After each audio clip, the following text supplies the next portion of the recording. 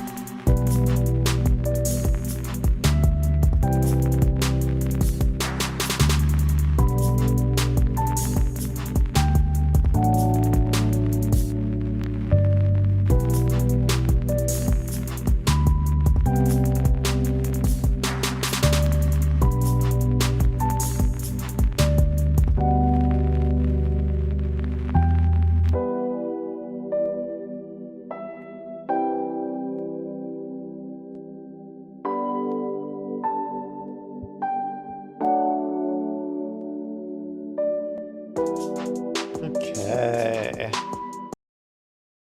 Hello, Claytriots. I am back streaming to you live from St. Louis, Missouri. It is a wonderful day outside, which is exactly why I am not going out there and staying here inside with you guys, I guess. So yeah, since yesterday, let's see, what did I do last night? I think I played some World of Warcraft. I watched a little bit of Stargate. I went to bed, woke up, ate breakfast, went to work. I worked out today. It was back in buys, and then basically just ate some leftovers and came right here. You know, it's a pretty normal day for me. Those long-time Claytriots out there, they know what's going on. Okay, so today I will be drinking a premium Fitz's cream soda.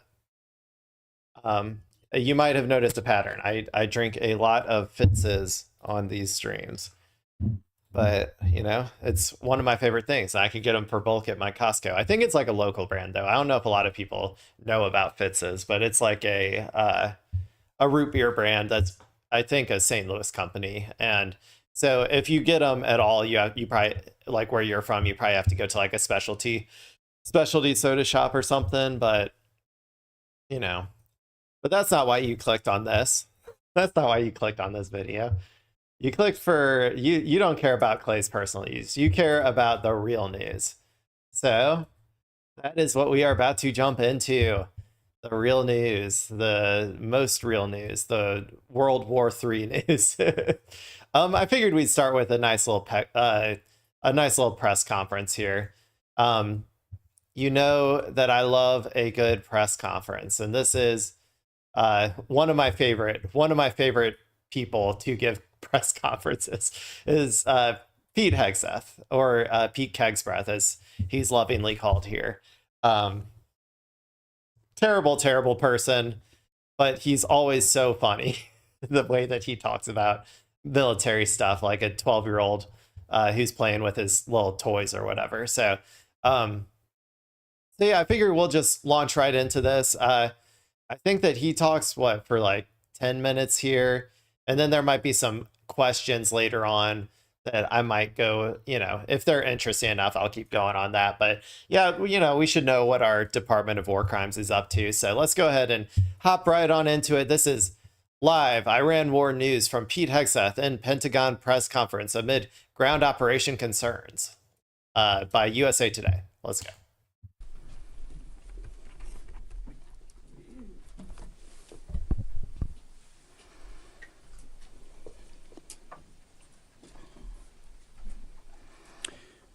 Well, over the weekend, I had the opportunity to visit our troops fighting in Operation Epic Fury. We were on the ground, in CENTCOM on Saturday for about half the day. For reasons of operational security, so those troops are not targeted, the places and bases will not be named. Suffice it to say, the trip was an honor. I had a chance to bear witness, and I witnessed the best of America. I witnessed warriors, a brotherhood of men and women, warriors all, active duty, guard, and reserve. I'm surprised. I thought we were done with all that woke shit. I thought all the women were getting kicked out. So I'm glad that he allowed the women to be a part of the brotherhood. United in their love for each other, their shared purpose, and their commitment to the mission. I witnessed sheer competency. I watched a private first class confidently calling out an enemy missile trajectory to a room full of officers. Everyone focused. The room was locked in. 2 enemy missiles successfully shot down. Wow. I spoke to Air Force and Navy pilots on the flight line who every day both deliver bombs deep into Iran, but also shoot down drones defending their base. Many had. Okay, this is just classic. Let's focus on the tactical operations instead of the strategic goals of the war or whatever. When you are having trouble like finding strategic victory, this is what always happens. You always end up just hyper focusing on individual tactical operations. We've seen this so many times in the past, but most recently would be like Israel's operations in Gaza or whatever, where they don't really have any strategic outcomes that are like coming about. So they just keep like going and bombing the same places over and over again. And, America does this a lot too. So this is a very classic code from our Department of War Crimes here. Had just returned from the skies of Iran and Tehran.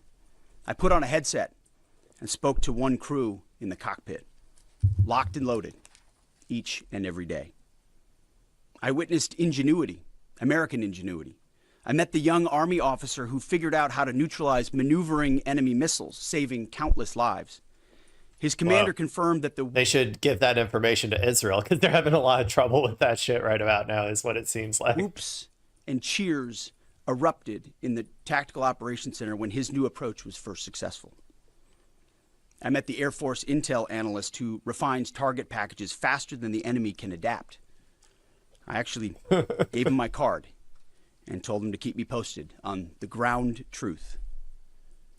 I did the same with his boss. That's classic business guy move. when you're just like, I don't know. I feel like that's like, that's very self-important of you. And like, you're trying to make them feel like you have a real connection when it's just like, I don't know. Sorry, that I've just seen that sort of move in like the business realm before. And I always feel like it's like a like substitute for like actual human connection is what it feels like. A colonel with a heart the size of Texas and a beautiful deployment mustache to match. I witnessed lethality. I met a junior airman as the sun was going down and a chill was setting on the tarmac, who, when asked what they needed, she simply looked up at me with a sly smile on her face and said, "More bombs, sir, and bigger bombs."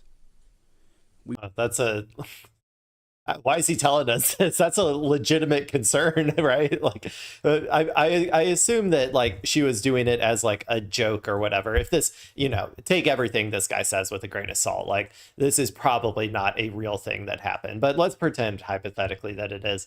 Like, if she's asking for more bombs, to me, I would read that as a complaint about how slow our production capabilities are in America and how we are literally unable to produce enough bombs to sustain whatever the fuck they're trying to do for no strategic outcome, apparently. Whatever tactical operations they're trying to do for like literally nothing out there. Like, we're depleting all of our resources, all of our money, all of my goddamn tax dollars. For what, right? Like, what is the strategic outcome going to be here? I don't think it's anything good for America, but we will happily oblige her. I met the Army targeting team who found and sunk the pride and joy of the Iranian Navy. Their fighting position plastered with images of sunken pride and joy. What? And I witnessed urgency. Right when we landed, another C-17 landed just minutes after us. And within 30 seconds of the aircraft coming to a full stop, a team on the ground pulled up and the cargo was being uploaded. Wartime speed. To a man and to a woman. Yeah, it's just, dude, all I'm getting from this is that it's a bunch of, like, let's keep ourselves busy sort of shit. Like, when there's no strategic, like, I still don't see this strategic vision. And so it just seems, yeah, okay, cool. You're moving boxes like from left to right. You could be moving boxes from like one side of the room to the other, in America. There's actually entire corporations that do that. They're called moving companies. Like, if you're not trying to actually influence an outcome, like a strategic outcome here, which it doesn't feel like we are, it just feels like you're just wasting all of our money and like time, like for no reason. I'm sure there's plenty of troops out there who are more than willing to, to just do all of these tactical operations without thinking even in the slightest for what strategic purpose. I mean, that's always been the case with the American military, but like, yeah, if you're like, it's just a complete and total utter waste of resources is what it sounds like to me. That's all I'm getting out of this so far. Ground, in the air, on the flight line, and in the talk, I heard, we want everything faster, higher op tempo, wartime speed. Yeah, it seems like that's if these are legit complaints that you're not able to keep up the production of the missiles and the interceptors that you need for war, that seems like a huge fucking deal. And he's trying to present this as like some sort of like, I don't know, he's trying to present this as like, oh, we're so much more ready and fast than any other president has ever been or whatever.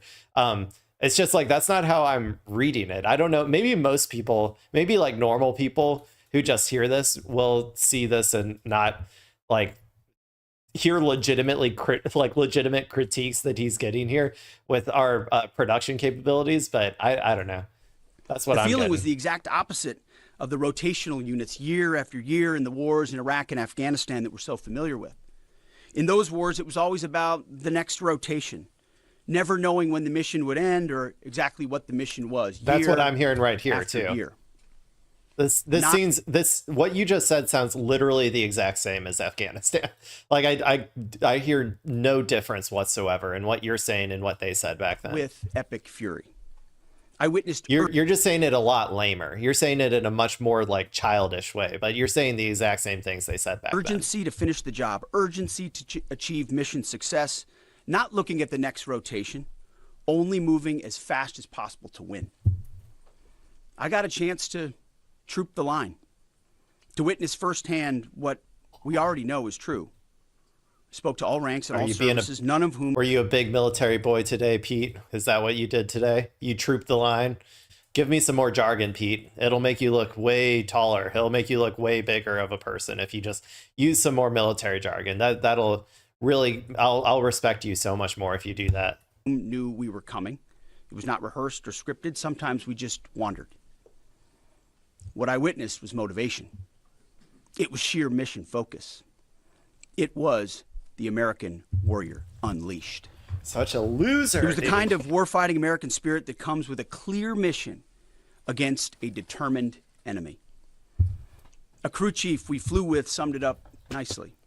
He said, "It's been a busy few weeks, sir. Tough stuff. But I'm so honored to be called up. This fight is long overdue. We need to address it for our kids. We cannot pass the buck. Please thank."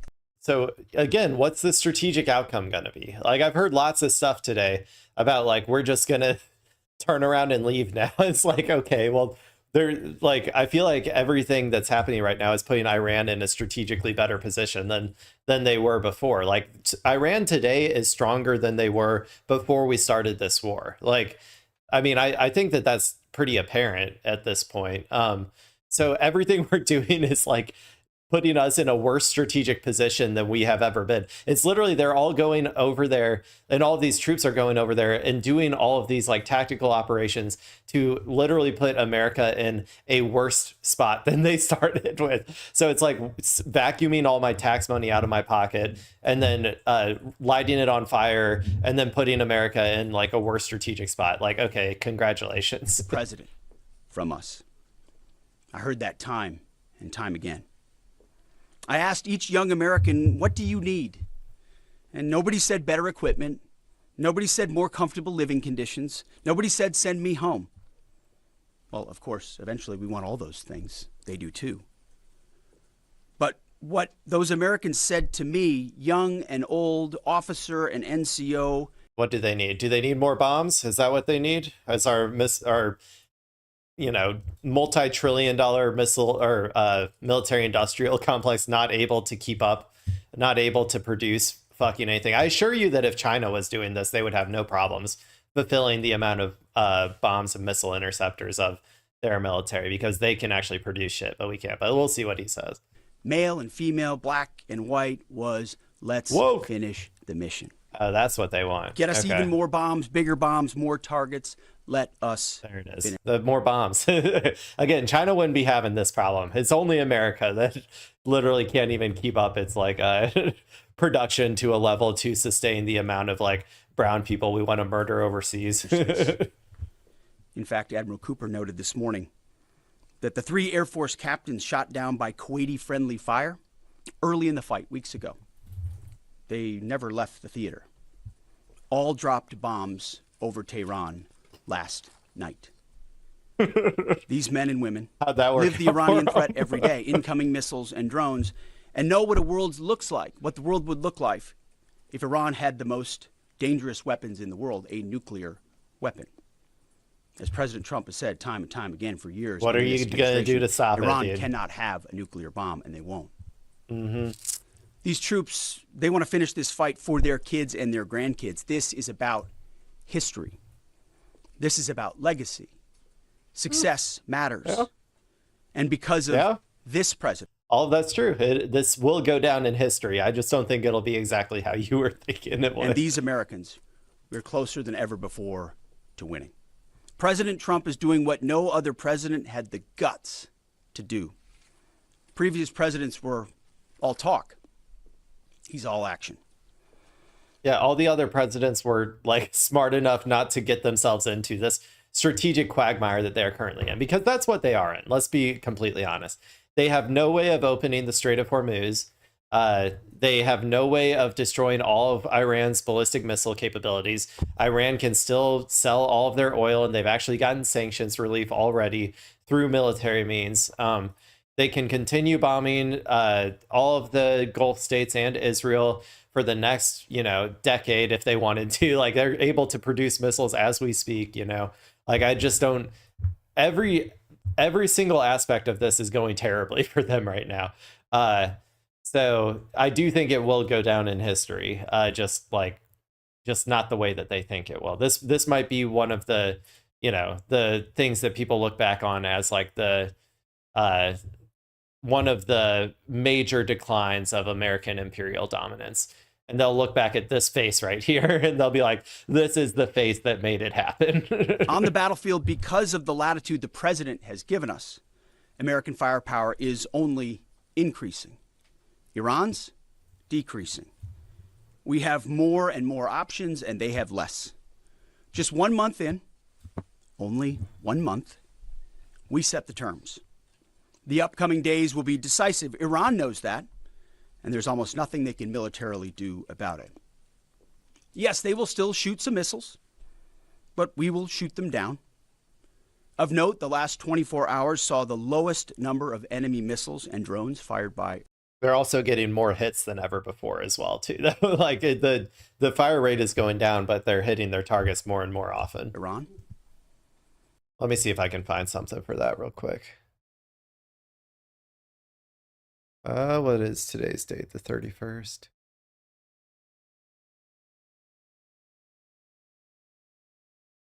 Is this a good one?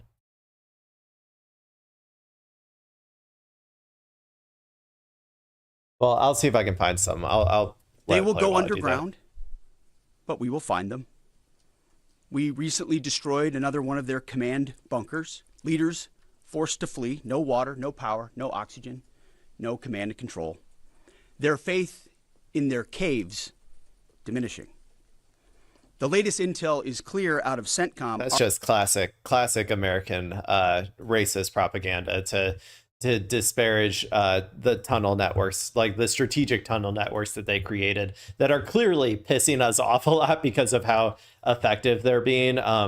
We love to do that that whole rats in a cave narrative or whatever that we did during Iraq, and they're just doing the same thing over again. I keep getting deja vu. And yeah, it's not the good kind of deja vu. It's bad. Our strikes are damaging the morale of the Iranian military, leading to widespread desertions, key personnel shortages, and causing frustrations amongst senior leaders.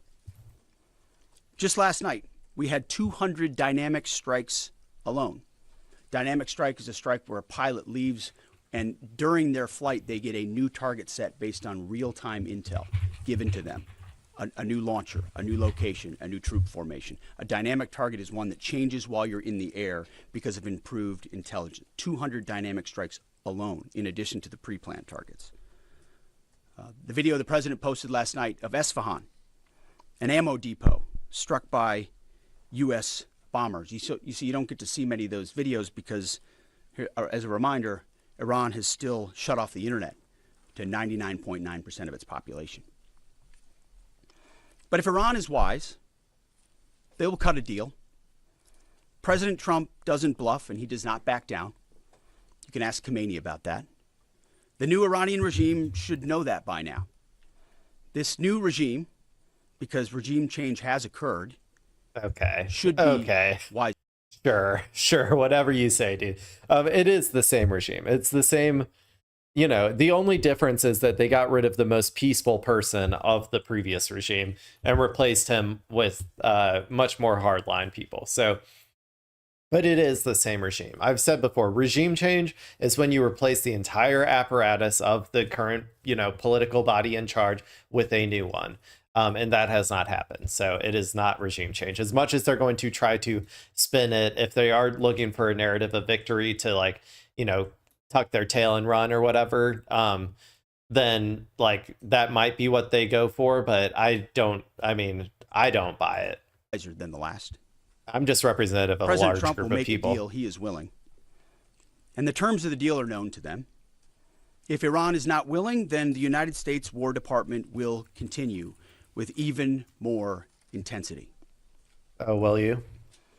Standing here, I don't think that they're not going to do anything more than what they're already doing. They're just going to keep doing the same thing indefinitely, and Iran will keep doing the same thing indefinitely. But nothing's going to change the current strategic direction of the war unless they do a full boots on the ground military campaign, which I don't think they really want to do, but they might end up doing anyway because all of those people are they've already sent so many, people over there that are ready to go in, or they've sent so many troops over there, and usually like 9 times out of 10, if you just follow where the troops are going and where the military equipment is going, you'll be most likely in understanding, or you'll be most likely correct in guessing what they're going to do. And so that's why I still think they're going to do a ground invasion at some point.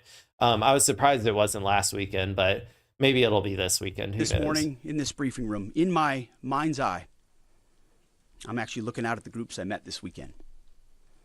The pilots, the logisticians, the intel analysts, the targeters, the sustainers, the flight crews, the air defenders, the base security, those maintainers who we walked up at sunset with the chill in the air on the flight line.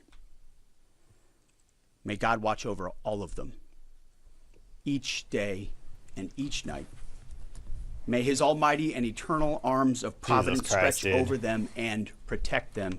I assure you. I mean, maybe God will protect them, but he's not going to protect you. Like, God, this is a, like, you know, having our pedo billionaire elites launch, like, siphon off all of my tax dollars to launch unlimited horror on a populace that was not going to do anything to us, like a completely like peaceful and like not going to attack America in any way populace, and like starting out with double tapping a girls' school. I assure you that God has abandoned this military campaign. You know, if there is a God, I 100% assure you that he is not going to be on your side in this one, and also you are for sure going to hell if that's the case. So And bring them peace in the name of Jesus Christ. shut the Amen. fuck up, Mr. dude. Chairman, over to you. Thank you, Mr. Strickland. Invoking Jesus for your fucking like unlimited war crimes that you're committing is just blasphemy upon blasphemy. I'm trying to think. Yeah, so okay, this is the closest thing I could find to validating what I had, you know, heard from other news sources or whatever. Meanwhile, despite the degradation of its arsenal, Iran's hit rate has steadily increased during the war, according to military analysts analyzing open source data.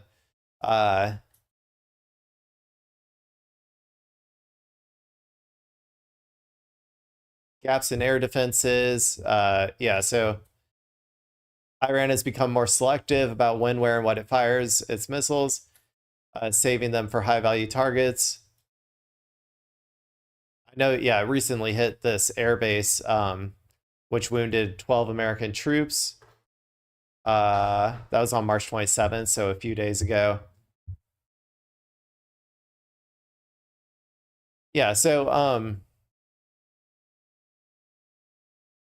it seems like while it might be going down in the total number of missiles they're shooting, it does seem like their impacts, the amount of impacts they're having per day is going up still. So, you know, so there's that. So anyway, let's see if there's any good press or any good questions. I love listening to the rabble rousers, where they all yell to ask a question and then he calls on one like they're little school children. So let's go ahead and go. Anderson, the chairman himself flew his F-16 to honor him recently. And thank you for highlighting the defense industrial base, the arsenal of freedom. It's worth noting no one has rebuilt that defense industrial base faster and with more purpose than President Trump in his first term. And now we're rebuilding the arsenal of freedom. Our defense industrial base is more vibrant today than it's been since World War II and growing rapidly. Contrast. Yeah, right. Yeah, right, dude. Yeah, right. The reason why I'm highly skeptical of that, they have all these targets, right? The whole thing about Trump's presidency is he's setting like targets for the military industrial base to like quadruple their interceptor production or quadruple their bomb production capabilities or whatever. But the problem with that is that America never hits its targets already. Like they ask for like, I don't know, like 4 ships a year or something, and then they get 1 ship every 20 years. Like, you know what I'm saying? Like America has literally no capability of producing anything at all.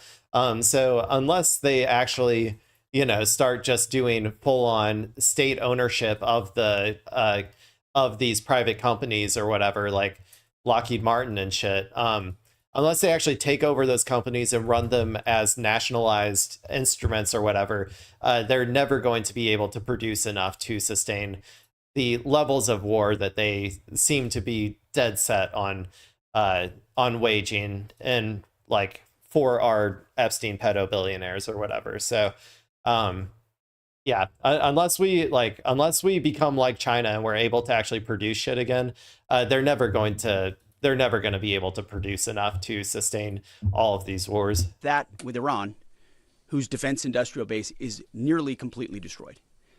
Their ability to reconstitute the weapons of war they're using now that they're hiding in underground facilities and attriting over time, their ability to rebuild that is negligible. And I think that the reason I don't buy that is because they built up their entire economy and all of these bases, like their entire military industrial complex was built specifically for this exact situation, an air campaign with no ground troops, because I think that's what they thought would be the most likely scenario.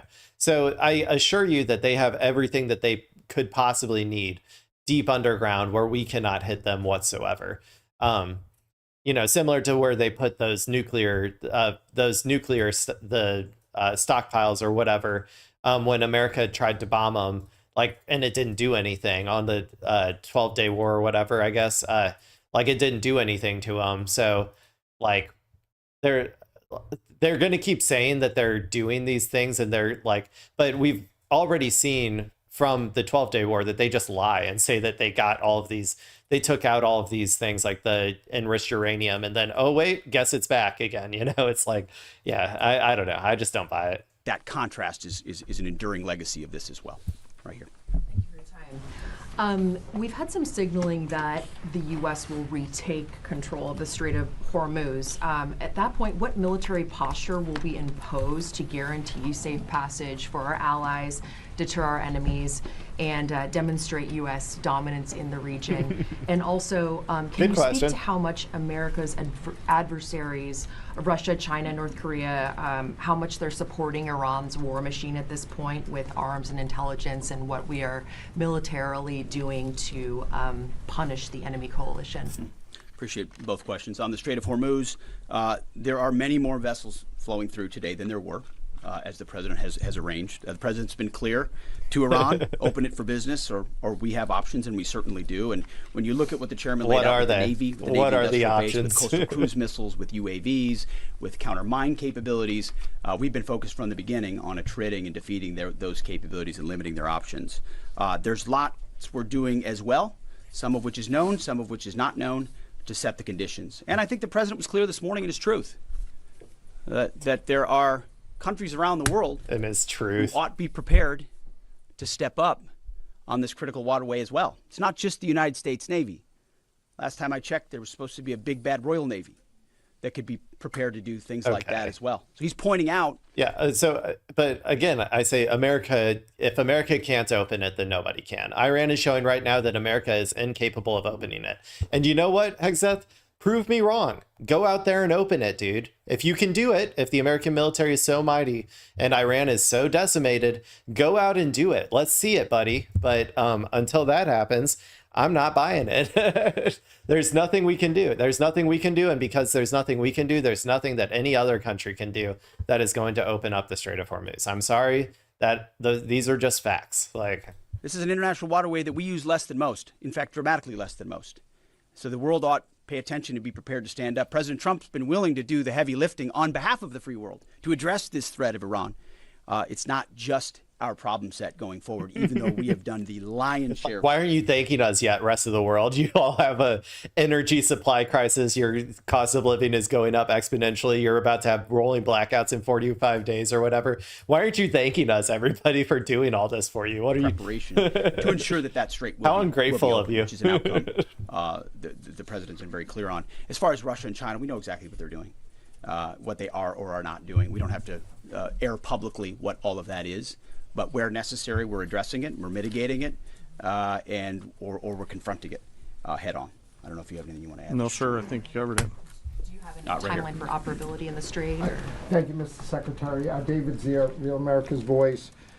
And I witnessed that enthusiasm on the lines and our submarine builders, and it's unbelievable. But Dude, if you want to suck off the troops, just go over there and do it. You don't have to like come over here and show us all the pictures of you sucking off the troops. Like, seriously, I get so tired of this shit. I wanted to ask you, what's the status of the delivery of any hardened bunkers for additional protection for our troops? And without getting too specific, what kind of measures are we taking to protect some of the larger, more strategic aircraft like the Sentry and other? Well, it's a great question. I'll say what I witnessed where I went was a completely locked in discipline of bunker use and bunker improvement. So from the beginning, as we stated very clearly, the first thing we did was set up a defense and make sure our defensive capabilities were maxed out. Oh, really? Okay, I think I'm about done with this. I don't really want to watch, like, I'll go to like one more question. We'll see if there's any, if the next one's any good. Is max. I will say on some of those other assets you talked about just in real time. That the U.S. might disagree about whether We move things around and Okay, let's watch one more question and then I'm going to move on. Principles you learn in the military is to not set patterns, predictable patterns, and so commanders are working hard to adjust in real time with those systems and make sure they're in the right places and not easily targetable. Jillian. Thanks, Mr. Secretary. The U.S. and Iran appear right now publicly to disagree about whether there are these negotiations ongoing. What impact does that have on military strategy? Does it have any bearing at all? And General, the President wrote yesterday that the U.S. might destroy Iran's electricity generating plants and oil wells. Those are his words before ending this operation. Is there a way to do either of those things without like seriously jeopardizing or seriously harming civilians? Yeah, so on the talks, I can not. tell you, having been with Steve and Jared and the Vice President and Marco and many others yesterday, they are very real. They are ongoing. They're active. And I think I'm still not so sure. Maybe they're having like through a mediator sort of behind the scenes talks, maybe.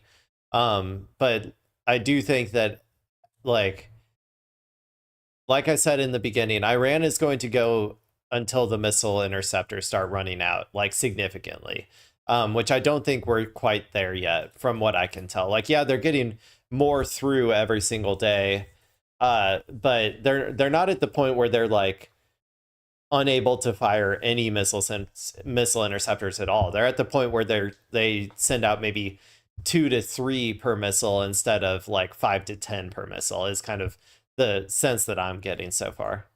gaining strength. And we appreciate that.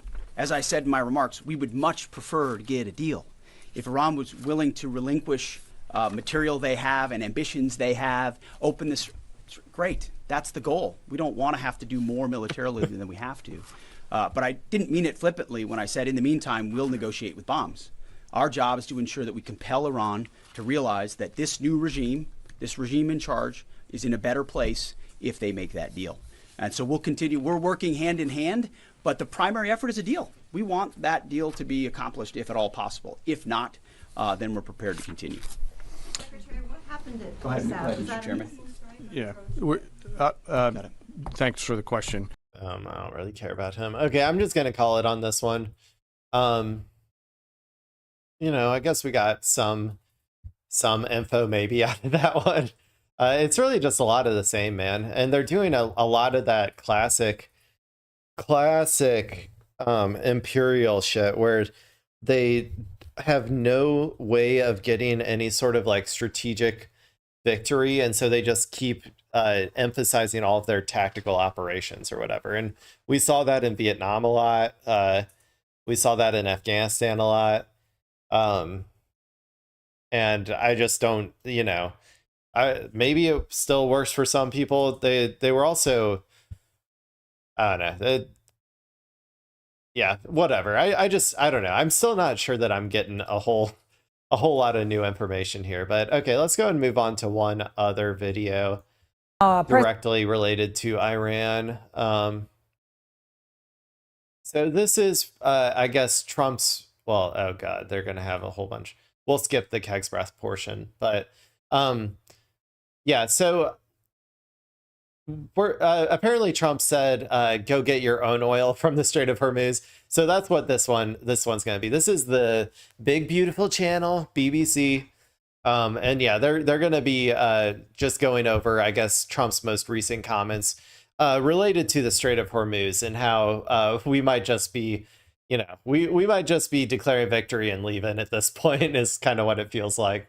Or like maybe that's what he's like. I always say Trump is the king of the pump fakes, man. So he might, this might be another one of those. It might be one of those like, we're just gonna leave and declare victory, but then in reality he's planning to just like do a ground invasion or whatever. So who knows really what's going on, but let's see if CNN, or it's not CNN, BBC has anything to say about it. President Trump has hit out at the UK and other countries, telling them to go get their own oil from the Strait of Hormuz. In a post of Truth Social, he said all of those countries that can't get jet fuel because of the Strait of Hormuz, like the UK, which refused to get involved in the decapitation of Iran, I have a suggestion for you. Number one, buy from the US. We have plenty. Number two, build up some delayed courage, go to the strait and just take it. You'll have to start learning how to fight for yourself. The USA won't be there to help you anymore, just like you weren't there for us. Whoa, what just a complete admission, right, by our president that we are not capable of protecting international waters anymore. That was the entire post-World War paradigm, right? Is that America was going to be there with its, $1 trillion defense budget to be able to protect all of the international waterways. And and now he's just out here saying, like, the quiet part out loud is that we're not able to open up the Strait of Hormuz. So why don't you guys just open it up yourself? Which is kind of hilarious, to be honest.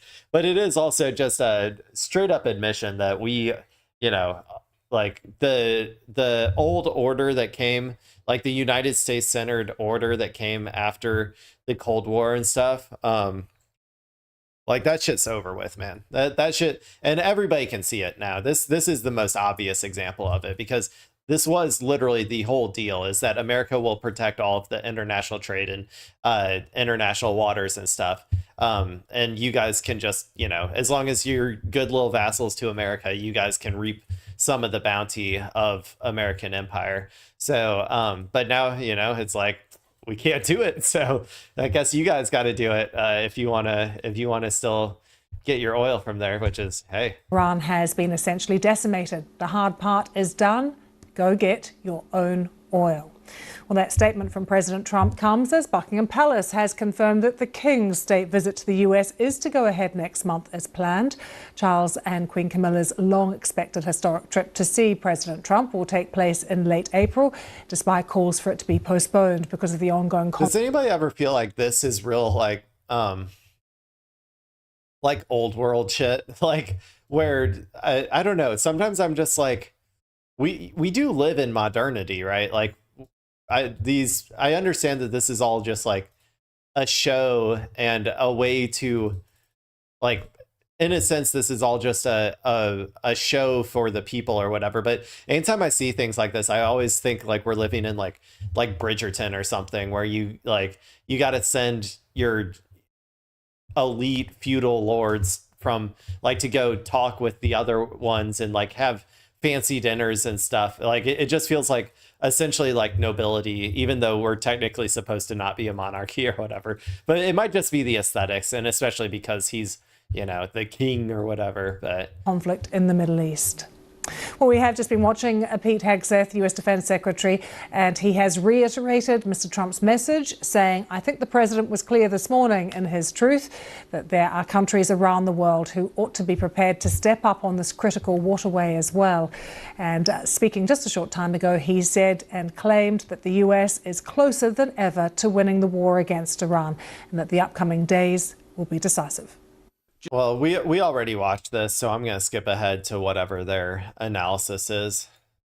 A short time ago at the Pentagon, let's take you live to Washington. We can join our correspondent there, Ione Wells. So much to unpick, Ione, as President Trump once again criticising European allies for not getting involved in the conflict and telling them to go to the Strait of Hormuz and just take the energy and the oil that they need. Yeah. Why don't you just go over there and drill it yourself, people? Why don't you just go into the Strait of Hormuz and start drilling your own oil? Like, what? you know, you could just do that instead. It's not what is, oh, you're afraid Iran's going to bomb you? Like, I don't know. It's just so funny to me. Did we hear from Pete Hegseth on Operation Epic Fury about what is happening in the Strait of Hormuz at the moment? Well, certainly, I think he repeated some of the same criticisms that we heard from Donald Trump, essentially, in particular, taking aim at the Royal Navy. I think a reference there to the United Kingdom's Navy, accusing them of not essentially getting involved to help out. Now, clearly, the US is looking for a solution because this is choking the global oil industry. We've seen just today in the US, average gas prices hit $4. So this is starting to be felt around the country, but around the world too, in terms of the financial markets sliding as well, all of which are putting pressure on the US administration to try and find a kind of solution. Now, at the moment, Iran is controlling traffic in and out of the Strait of Hormuz and is charging any vessels millions of dollars if they want to get in or out. Now, that is something which the US wants to negotiate away, essentially. What's interesting, though, is we just heard there from Hegseth talking about Iran knowing the terms of the deal that the US wants to strike. Now, the US, as far as we know, had previously set out various things it was willing to negotiate on. This included, for example, essentially the end of Iran's any ambitions of a nuclear program, a severe reduction in its missile capacity, as well. Iran, though, has previously said that it wants, for example, negotiations around having sovereignty over the Strait of Hormuz in the way that it has at the moment, or wants to negotiate around compensation for the damage that has been done during this war. So it does seem that we are hearing these increasingly contradictory statements about what... Yeah, because so Iran's statements are much more reasonable. Because they're just asking for the things, well, aside from the reparations or whatever, they're just asking for the things that they've already accomplished militarily, right? So it's like when Russia asks for like, oh, we want to have sovereignty over all of these like Ukrainian cities that are behind the lines of battle or whatever, and and they're like, well, because they essentially already have that or whatever, and there's nothing Ukraine can do to stop that.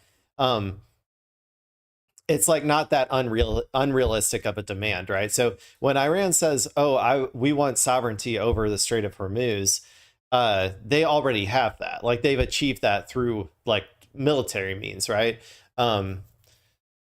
And then when they say, oh, we want to be like setting up tolls and stuff for the ships passing through it, they're like, well, they're already doing that. They've achieved that through military means. I forgot what some of the other stuff that they wanted was, but there were other things that they've also gotten militarily. But in terms of the reparations, like, yeah, you bombed the shit out of them. Like you should pay them reparations for all of that. Like, to be honest, but I think that the problem for Iran is that no matter what, if they get all of these things, it's going to look so bad for America. Like it's going to be so embarrassing to America, like to accept them, that even though those are the things that they, have like the strategic bargaining power to ask for.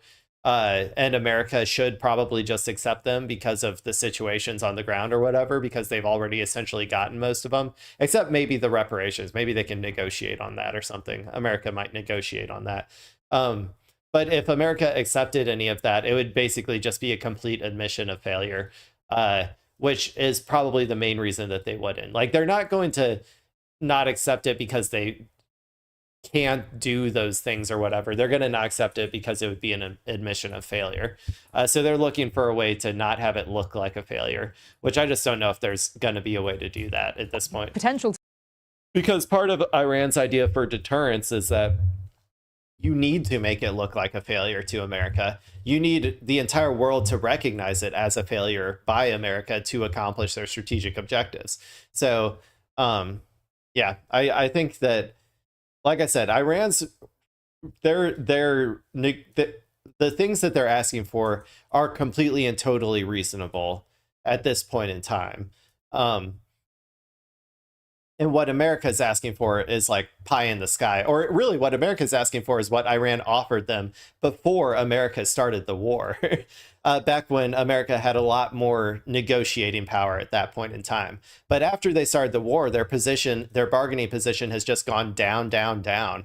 And now they have like they really like not very much when it comes to this stuff. The only thing they have bargaining power, I would say, is over the amount of reparations, because that's something that Iran hasn't achieved completely, like militarily. Terms of negotiations may be, but also whether talks are actually even happening at the moment. Pete Hegseth doubled down on the US's claim that talks are ongoing, that there's constructive progress underway. But all that we've heard out of Iran so far suggests that there aren't even any formal negotiations that have started so far. What about the timing of the conflict, Ione? Because Pete Hegseth said different things about what victory could look like, and he said as long as this ends on the terms that the US has laid out. How did he deal with some of those questions about how long the conflict could go on for?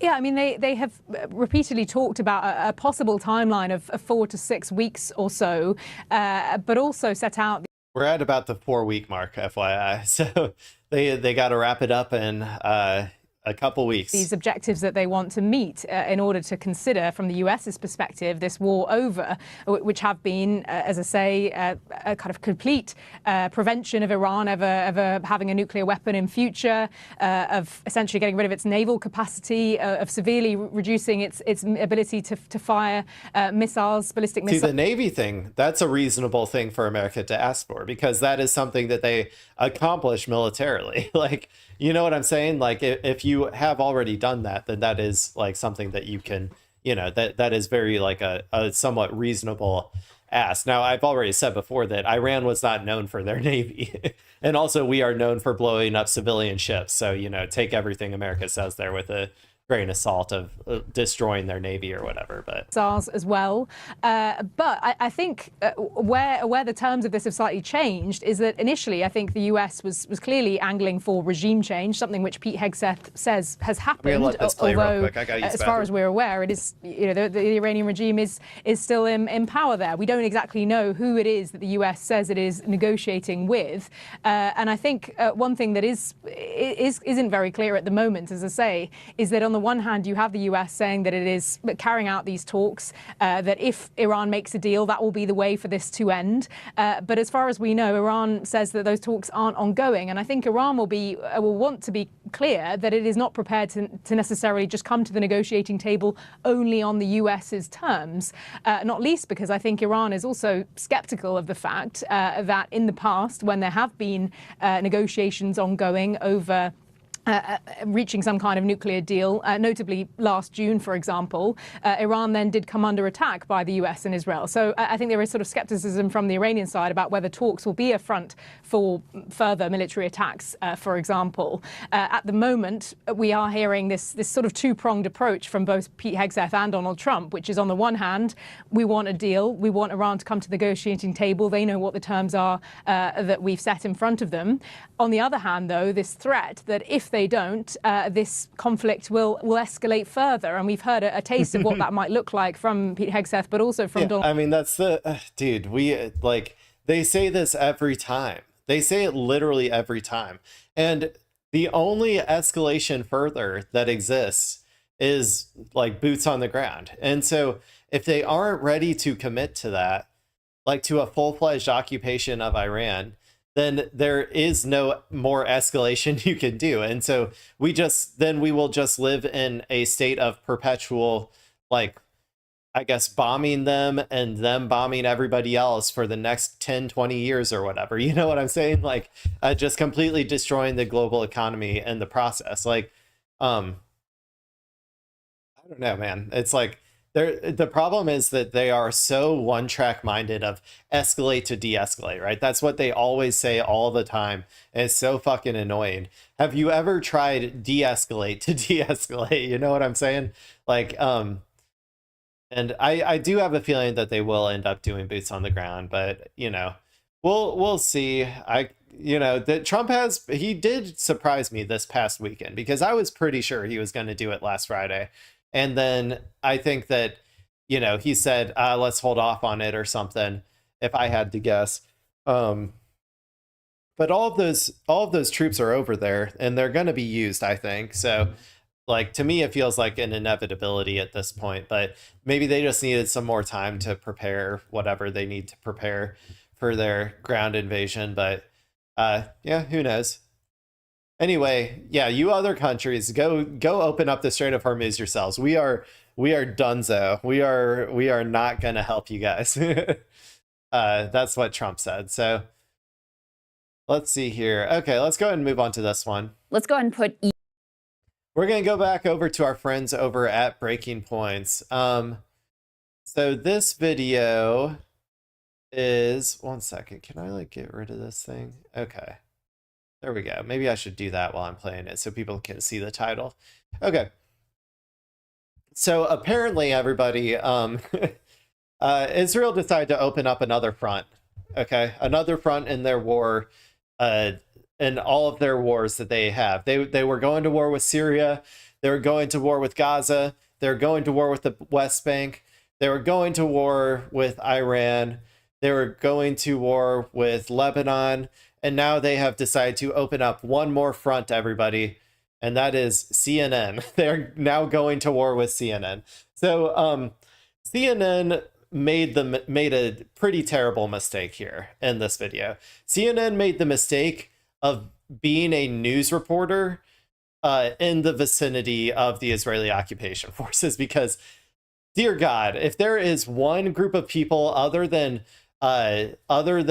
children and elderly people that the Israel occupation forces loves to kill, it is reporters. Oh, and doctors too. They love killing doctors as well. But yeah, reporters is a no-go. You cannot be reporting their war crimes.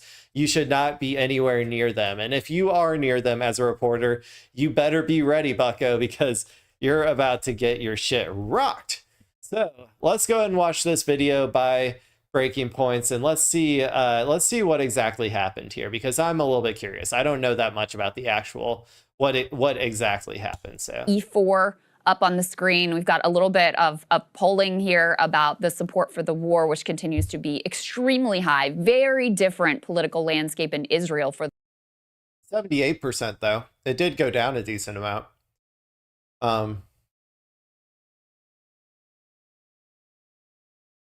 Yeah. Oh, we'll see how it goes in another month or in a year or two, however long this war goes. For the war with Iran. Then here you still have 78% of Jewish Israelis who support continuing the war. Now that is down from the 93% who supported it a month ago. I guess you have some small percentage that are getting tired of living in bomb shelters. But, you know... Hey, religious zealotry, it'll, you know, it helps a lot. It helps a lot with maintaining the will to continue war. So you know what, I get it. You still have overwhelming support. And then meanwhile, what they call Arab Israelis, which are Palestinians who live in Israel, 19% support the war. I guess originally it was about 26%. So you can see the way the society is completely divided here. We also wanted to get to let's get into the CNN stuff. Incident that unfolded with CNN's Jeremy Diamond and his team on the ground. So his photojournalist was actually assaulted by IDF soldiers. And then Jeremy was able to speak to these IDF soldiers and ask them basically, like, what are you doing? And their responses were incredibly revealing about the way that the settlement movement works and the way that they are supported by the IDF and by the state, and the way this whole thing is designed. Let's go ahead and take a listen. This is E6 to that. Producer Abir Salman identifies us as journalists before translating the soldiers' commands. Sit down, sit down, sit down. So the soldiers just immediately came up and started pointing their weapons directly at us, telling everyone to sit down immediately. Obviously, we're not posing any threat here. The commander comes straight for our camera, and within seconds... A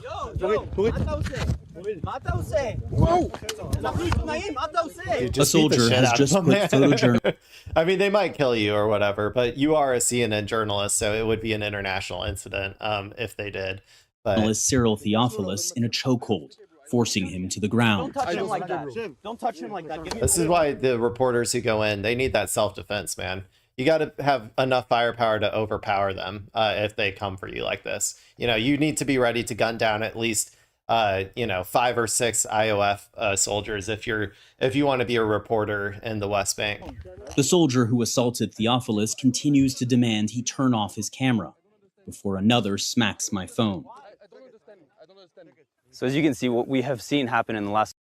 Also, it's funny, the fucking impunity, right? Everybody out there, all you Americans out there, these Israeli occupation forces are literally manhandling and beating the shit out of these CNN journalists who, by the way, are paying for their fucking like livelihood, right? Like our tax money is what props up this fake state that they've created, right?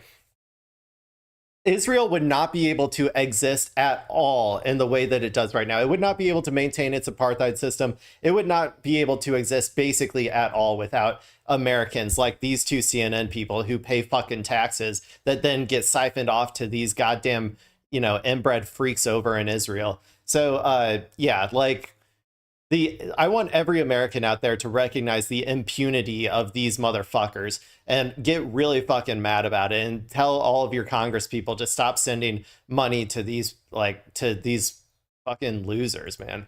24 hours These is fat that fucking settlers losers. came to this area.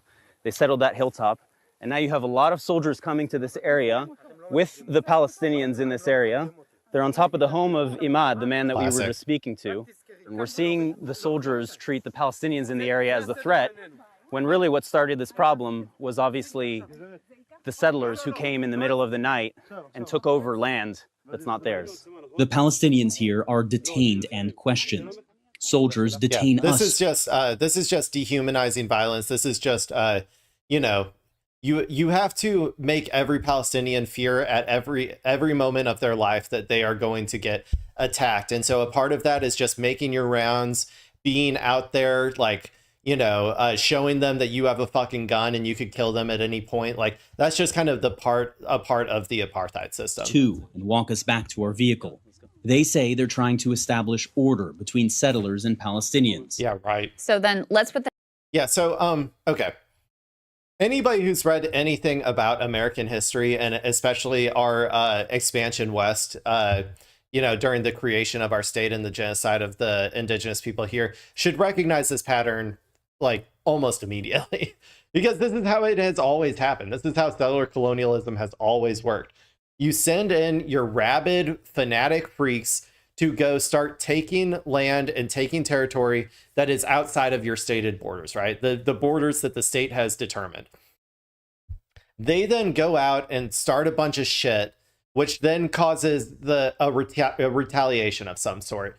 Usually, back then, it was like, an indigenous tribe or something would come over and, attack one of the villages that had people who attacked them or something, something along those lines. Then what happens is the state then comes in and says, oh, they can't do that. They came over, they broke into our territory. We're going to go destroy them or whatever. And then it'll essentially be a quote unquote war or war operation or whatever.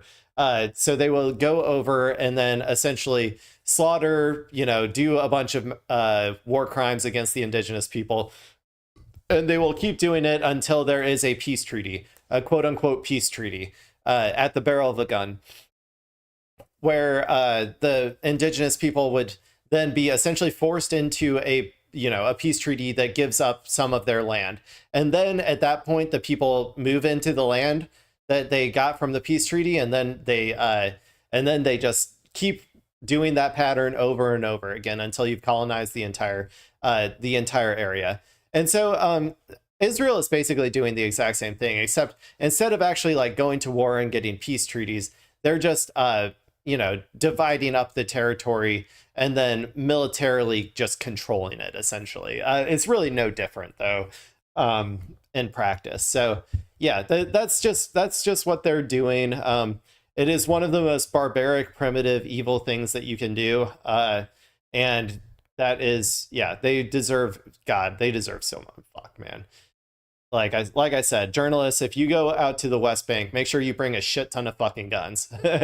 Like a lot of them. You need to be able to mow down as many IOF soldiers as you possibly can if they ever try to fuck with you. Please, dear God, somebody do it. The next piece up on the screen, and this is a VO. I'll read you what happens here. This is an exchange between Jeremy and one of the soldiers who is, so they're having this interaction. And Jeremy says they don't have permission to be here, even under Israeli law. He's talking about the illegal settler outpost. He says, even under Israeli law, this is not a legal settlement. This is one of these outposts that they strike up. The soldier says, but it will be a legal settlement. It will be. Jeremy says, how do you know this? Slowly, thanks to your help, right? Jeremy says, of course, I help my people, says this IDF soldier. Yeah, fucking freak, dude. This person, man, all of these people are going to burn in fucking hell one day. I'm going to be laughing. I'm going to be laughing from heaven at these people all burning in fucking hell. Look at the face on this motherfucker, dude. Everybody out there, if you are not mad at this like type of shit, look at the face on this guy. The impunity that he has as he looks him in the face and say, we're going to take that fucking land and there's nothing they can do about it. And you know what? He's kind of right, because unless America stops protecting Israel, they are going to be able to do it. But as soon as America stops protecting Israel, this whole system collapses under its own weight, because they are not able to afford to maintain this apartheid system without unlimited tax dollars being siphoned out of my and your paychecks. I just want people to be aware of this. Like, we are the ones who are funding this system that is so dehumanizing, that is so Nazi-esque, that is so just brutal and barbaric and primitive. And it's our fucking fault for allowing our tax dollars to go to this shit. He goes on to talk about how the reason that they're doing what they're doing and helping these settlers is because of, quote unquote, revenge, because of one of the settlers who was killed in some sort of a car incident. The details are very murky. But in any case, they explicitly say that they are doing what they're doing because they are seeking revenge. And, this is something that Jasper Nathaniel has talked to us about. So you have... This is why the West Bank makes me almost more sad than Gaza, to be honest. I mean, Gaza, obviously, the atrocities that were committed, and also just them being, it being an open air prison is obviously horrible. But when I see this, like, this sort of stuff, it really makes me so fucking mad. The West Bank makes me so fucking mad because they don't have a resistance organization to push back on it. And the PA, the Palestinian Authority or whatever, the collaborators at the Palestinian Authority are doing everything they can to like stop any sort of indigenous actual resistance to this shit, which would be necessary if we ever wanted this stuff to stop. Which also really fucking frustrates me. Have these sort of designated, quote unquote, by Israeli law, legal settlements. They're illegal under international law, but Israeli law says these, I don't need to watch their whole analysis. I already gave my analysis on it. Just pisses me the fuck off, man. Pisses me the fuck off. Everybody should be, screaming from the rooftops to stop sending your tax dollars so that fucking losers like this motherfucker, who deserve way worse than death, don't have the funds to be able to do this shit anymore. One day, man, there's going to be a free Palestine.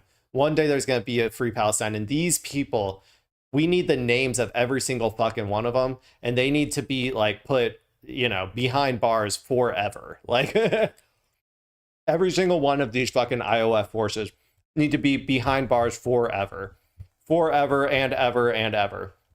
This guy needs to be in The Hague. Every single one of those people who came up to them need to be in The Hague. Every single IOF soldier who has ever partaken in the Israeli occupation forces and has ever committed any of these fucking war crimes that they are committing on a daily basis in the West Bank need to be in The Hague forever. And if it were up to me, they would get a lot fucking worse than that. But okay, let's go ahead and move on. I got too pissed off about that. Hasan Piker is supposed to be a fun YouTube channel. I don't know if that's true. I get pissed off a lot. The news makes me pissed off a lot, but that's okay. It should make people pissed off to some extent. Okay, guys, we're going to move on to some Hasan content. I don't cover Hasan that much, or at least I haven't so far on my channel. But this one, you know, I thought it was going to go away. I really did. I didn't think that this story was going to last this long, so I didn't even think about covering it at the beginning. But Hasan's Cuba trip is still pissing people off, but also just the general anti-Semitism posters online, the typical ones, are going real fucking nutty on like trying to get Hasan canceled or whatever, which is just kind of ridiculous in my perspective. Like he's said it before, but he's not like some, you know, like extremist weird like extremist or whatever when it comes to the Democratic Party.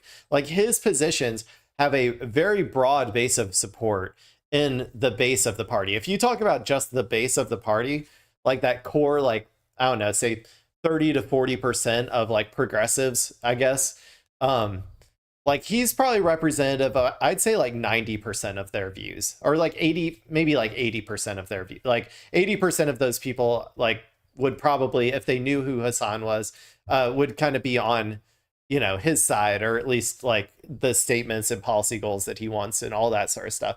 So there's just like a whole lot of like manufactured outrage from the centrist neoliberal establishment who kind of realizes that they're losing all of their power. So anyway, I guess he went on CNN to kind of talk about this a little bit. I know CNN in particular has been like really going after him like fucking hard lately. Just kind of taking all the things that these like special interest groups like say at face value, which way to do good reporting, Clinton News Network, right? Like, shouldn't you be like looking into these things instead of just like, you know, quoting them and quoting the talking points that you're given by like the ADL or whatever? But okay, anyway, let's go ahead and watch this video. We'll see what Hasan has to say, both about Cuba, but maybe also about some of the quote unquote controversies that he's been a part of. So here we go. One of the biggest social media influencers and political commentators in the world, with millions of followers online. He just returned from a visit to Cuba, where he saw conditions on the ground firsthand. Hasan Piker, welcome to The Story Is for the first time. Thanks for being here. Wow. He looks really professional here. I won't lie. I love the, like, he looks very collegiate. You know what I'm saying? Like he should be a professor at a college or something. Thank you for having me. Paint us a picture of what it's like on the ground. What'd you see? When I first landed in Cuba, I was taken aback by how beautiful everything was. You know, you got the 1950s cars. I've heard this story a lot, by the way. It's a tropical island destination. But very quickly thereafter, as soon as we got into Havana, the main city area where people congregate, I couldn't believe the sights that I was seeing. It was very sad. You had homes that looked like they were bombed out. Our tour guide at the time said that this was somewhat of a product of hurricane season and how difficult it is to like repair these buildings. And I already had known about the rolling blackouts, and I experienced them later in the day. And it was definitely unlike anything I've ever experienced before. Everything's pitch black. There aren't any traffic lights on. Like it's crazy, right? But I was taken aback. I was very sad by all the poverty that I saw, and then I was very angry. It was actually Ben Rhodes who told me that I would get very sad when I first went to... Former Obama foreign policy advisor. Former Obama foreign policy advisor Ben Rhodes, who was, you know, formative in the previous normalization agreement with Cuba that Barack Obama had orchestrated, and he was right. It was very sad to see. One of the but then it was very better things he did, I think. It was very anger-inducing because I felt like you know, there was a lot of potential on this island that we were just robbing the people of, and it's totally cruel and totally unnecessary. And it was part of the reason why I went to Cuba, because I've heard a lot about you know, Cuban organizing, the Cuban government. I'd read a lot about it. Sure. I knew about the island's history of developing sovereignty, but I'd also heard about this blockade, right? And I wanted to figure out exactly how this blockade was harming people directly, and in many ways that are indirect, because the blockade itself is designed to be invisible. It's a system of sanctions. It's this like bureaucratic nightmare that basically renders it impossible for the island to do regular commerce, just like any other country. Banks can't take out loans from any other banks. And you, as an American citizen, as a matter of fact, have a lot of restrictions on what you can and can't do, both on the island or if you wanted to even send money. If you have relatives on the island, it's a very difficult process to like directly send cash payments to your relatives as well. It's totally unnecessary. These rules are so arbitrary, and yet they're so damaging to everyone, to everyday Cuban existence. What were you most surprised by actually seeing it up close and personal? I was surprised by the resilience. I was surprised by the fact that people, in spite so far, this news guy he seems pretty reasonable. He's not being like, you know, a really like combative freak about like, yeah, but you know, the communist government had a part to do in it, right? Like, you know, I mean, maybe he'll do that later. I don't know for sure, but he's being surprisingly reasonable so far. In spite of all of these, in spite of all these struggles, we're still surviving, right? They had a relatively chill attitude about everything, which was somewhat shocking to me because I feel like I'm a much more high intensity person. But I was also really impressed with the accomplishments that they've made in places like biomedical, in the biomedical field. What do you think is at this point the biggest need? Because we hear like the New York Times reporting about the fact that the power goes off in the hospitals and like babies are having to, you know, be hand pumped to keep them alive in certain situations. I mean, what do you think's that was Ryan Grimm. Ryan Grimm, I think, did some of that reporting about, it's terrible. That's why I say like our goal as America is to kill as many infants and elderly people as we possibly can, because that's legitimately what it feels like we're trying to do. The greatest need is oil on the ground. 100%. And it's actually totally legal for Cuba to trade with other countries. It's just that America makes it impossible. So what is a necessity is for the grid to come back alive. And for that to happen, they need to have oil. They need to get oil. I believe there's a Russian tanker that just docked in Havana as of this morning, if I'm not mistaken, with 730,000 barrels of oil, which will provide much needed respite and will allow the Cuban energy grid to survive. They'll still ration it heavily, but you know, this way medicine can be transported on the island. I want to give you a chance to respond to two criticisms of this trip that have gotten widely reported. The New York Times sort of called you out for the fact that you all stayed in a nice hotel that was very luxurious compared to a lot of what the people on the island are dealing with every day. What's your response to, you know, the allegations of hypocrisy there? Yeah, I thought it was very interesting as well. So we went on a humanitarian aid mission with, you know, foreign dignitaries, delegates, advocates, activists, journalists, and the like. It was around 200, 300, 400 people. I'm not exactly sure on the number. But the American government has placed, and this was fascinating to me, we had to get an OFAC clearance from the Treasury Department just to go, right? And the American government has actually created these incredible restrictions that only allow American citizens to stay in four hotels on the island. There are thousands of hotels on the island, but we can only stay in 4. And if I don't stay in a hotel, and these are 5-star hotels, according to the American government, if I don't stay in one of those hotels, I could go to prison for 10 years and have to pay a $250,000 fine. Wow. I'm an American citizen. Yeah. It's so totally ridiculous. I've never seen anything like it. And real quickly, there are a lot of people that are. It was a good answer, and he's doing it. So one complaint that I often give Hasan is that he lets his ADHD go a little too out of control on his interviews and stuff, and he goes from like he forgets what the original question is and kind of goes off on a tangent or whatever. He's being very short and direct here, and I think he's communicating really well on this one. Are watching this, especially places like South Florida that feel like the regime is repressive, that it's been a terrible regime, that it's killed people, and that what you're doing is propping them up. What do you say to that? I just don't want babies to die. I don't want people to suffer. I think that the difference in opinion as far as like how Cuba governs itself is up to the Cuban population. I just want, as an American citizen, to stop putting our hand on the scale in this incredibly violent way. Because the results are unbelievably violent. Yeah, 100%. It is up to the Cuban people. America shouldn't be getting involved in any other country's foreign affairs whatsoever. Like that's just my principle, like my position as an anti-imperialist. Even if for like, okay, even if like there was, say, some benefit to America, like let's say because we put our thumb on the scale in Taiwan or whatever, that like allows us to get cheap semiconductors, which then allows us to produce stuff at a cheaper cost or whatever by exploiting foreign labor or something. You know what I'm saying? Like, let's pretend like that's the situation.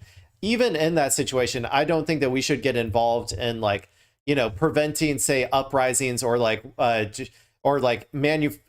propping up a certain political party or whatever in that instance, even if there would be like some sort of quote unquote benefit to the United States for doing that thing, because it's immoral to try to essentially exploit the population of a foreign country to get things that you want, right? Like, I just think it's you are inherently changing the direction and the course, like in my opinion, always against the will of the people by doing that sort of thing. Now, there could be situations of grave human rights situations, I don't know, maybe, where you could argue that like, okay, we should get involved in some way to try and change that.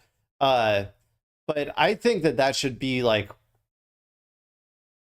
seen almost in the same light as an act of war if you are going to do that. Like, if you are going to get militarily involved in the or if you are going to get involved in the sort of like, I don't know, it has to be a grave enough thing to warrant that. And obviously nothing the communist government of Cuba has done has warranted anything like this. And there's no way that this is going to help, you know, facilitate some sort of like uprising or whatever, if I had to guess what we're doing to them in terms of like, you know, starving them and killing as many infants as possible. So I don't know, that's kind of like, I guess, my opinion. I guess it's a case-by-case basis, but like this is one where it's like obviously like eviscerating the population should never be the solution. You know what I'm saying? Like, for instance, if there was some sort of grave human rights violation or something, like you shouldn't starve the entire population to try and stop the, like, you shouldn't kill everybody to stop the government from killing everybody. You know what I'm saying? Like, that just seems counterproductive and wrong. Collective punishment is a war crime after all, and there is no other way to look at what we've done, especially as Trump has like basically said the quiet part out loud and restricted all oil from going into the island. It's impossible to ignore. Yes, it is. And according to what he's saying, it sounds like this story is not going away anytime soon. Hasan Piker, thank you for sharing your view. You did really good on that one. I thought they were going to talk maybe a little bit about his controversies or like the recent sort of like or like the manufactured controversies or whatever. But I guess he didn't really on this one.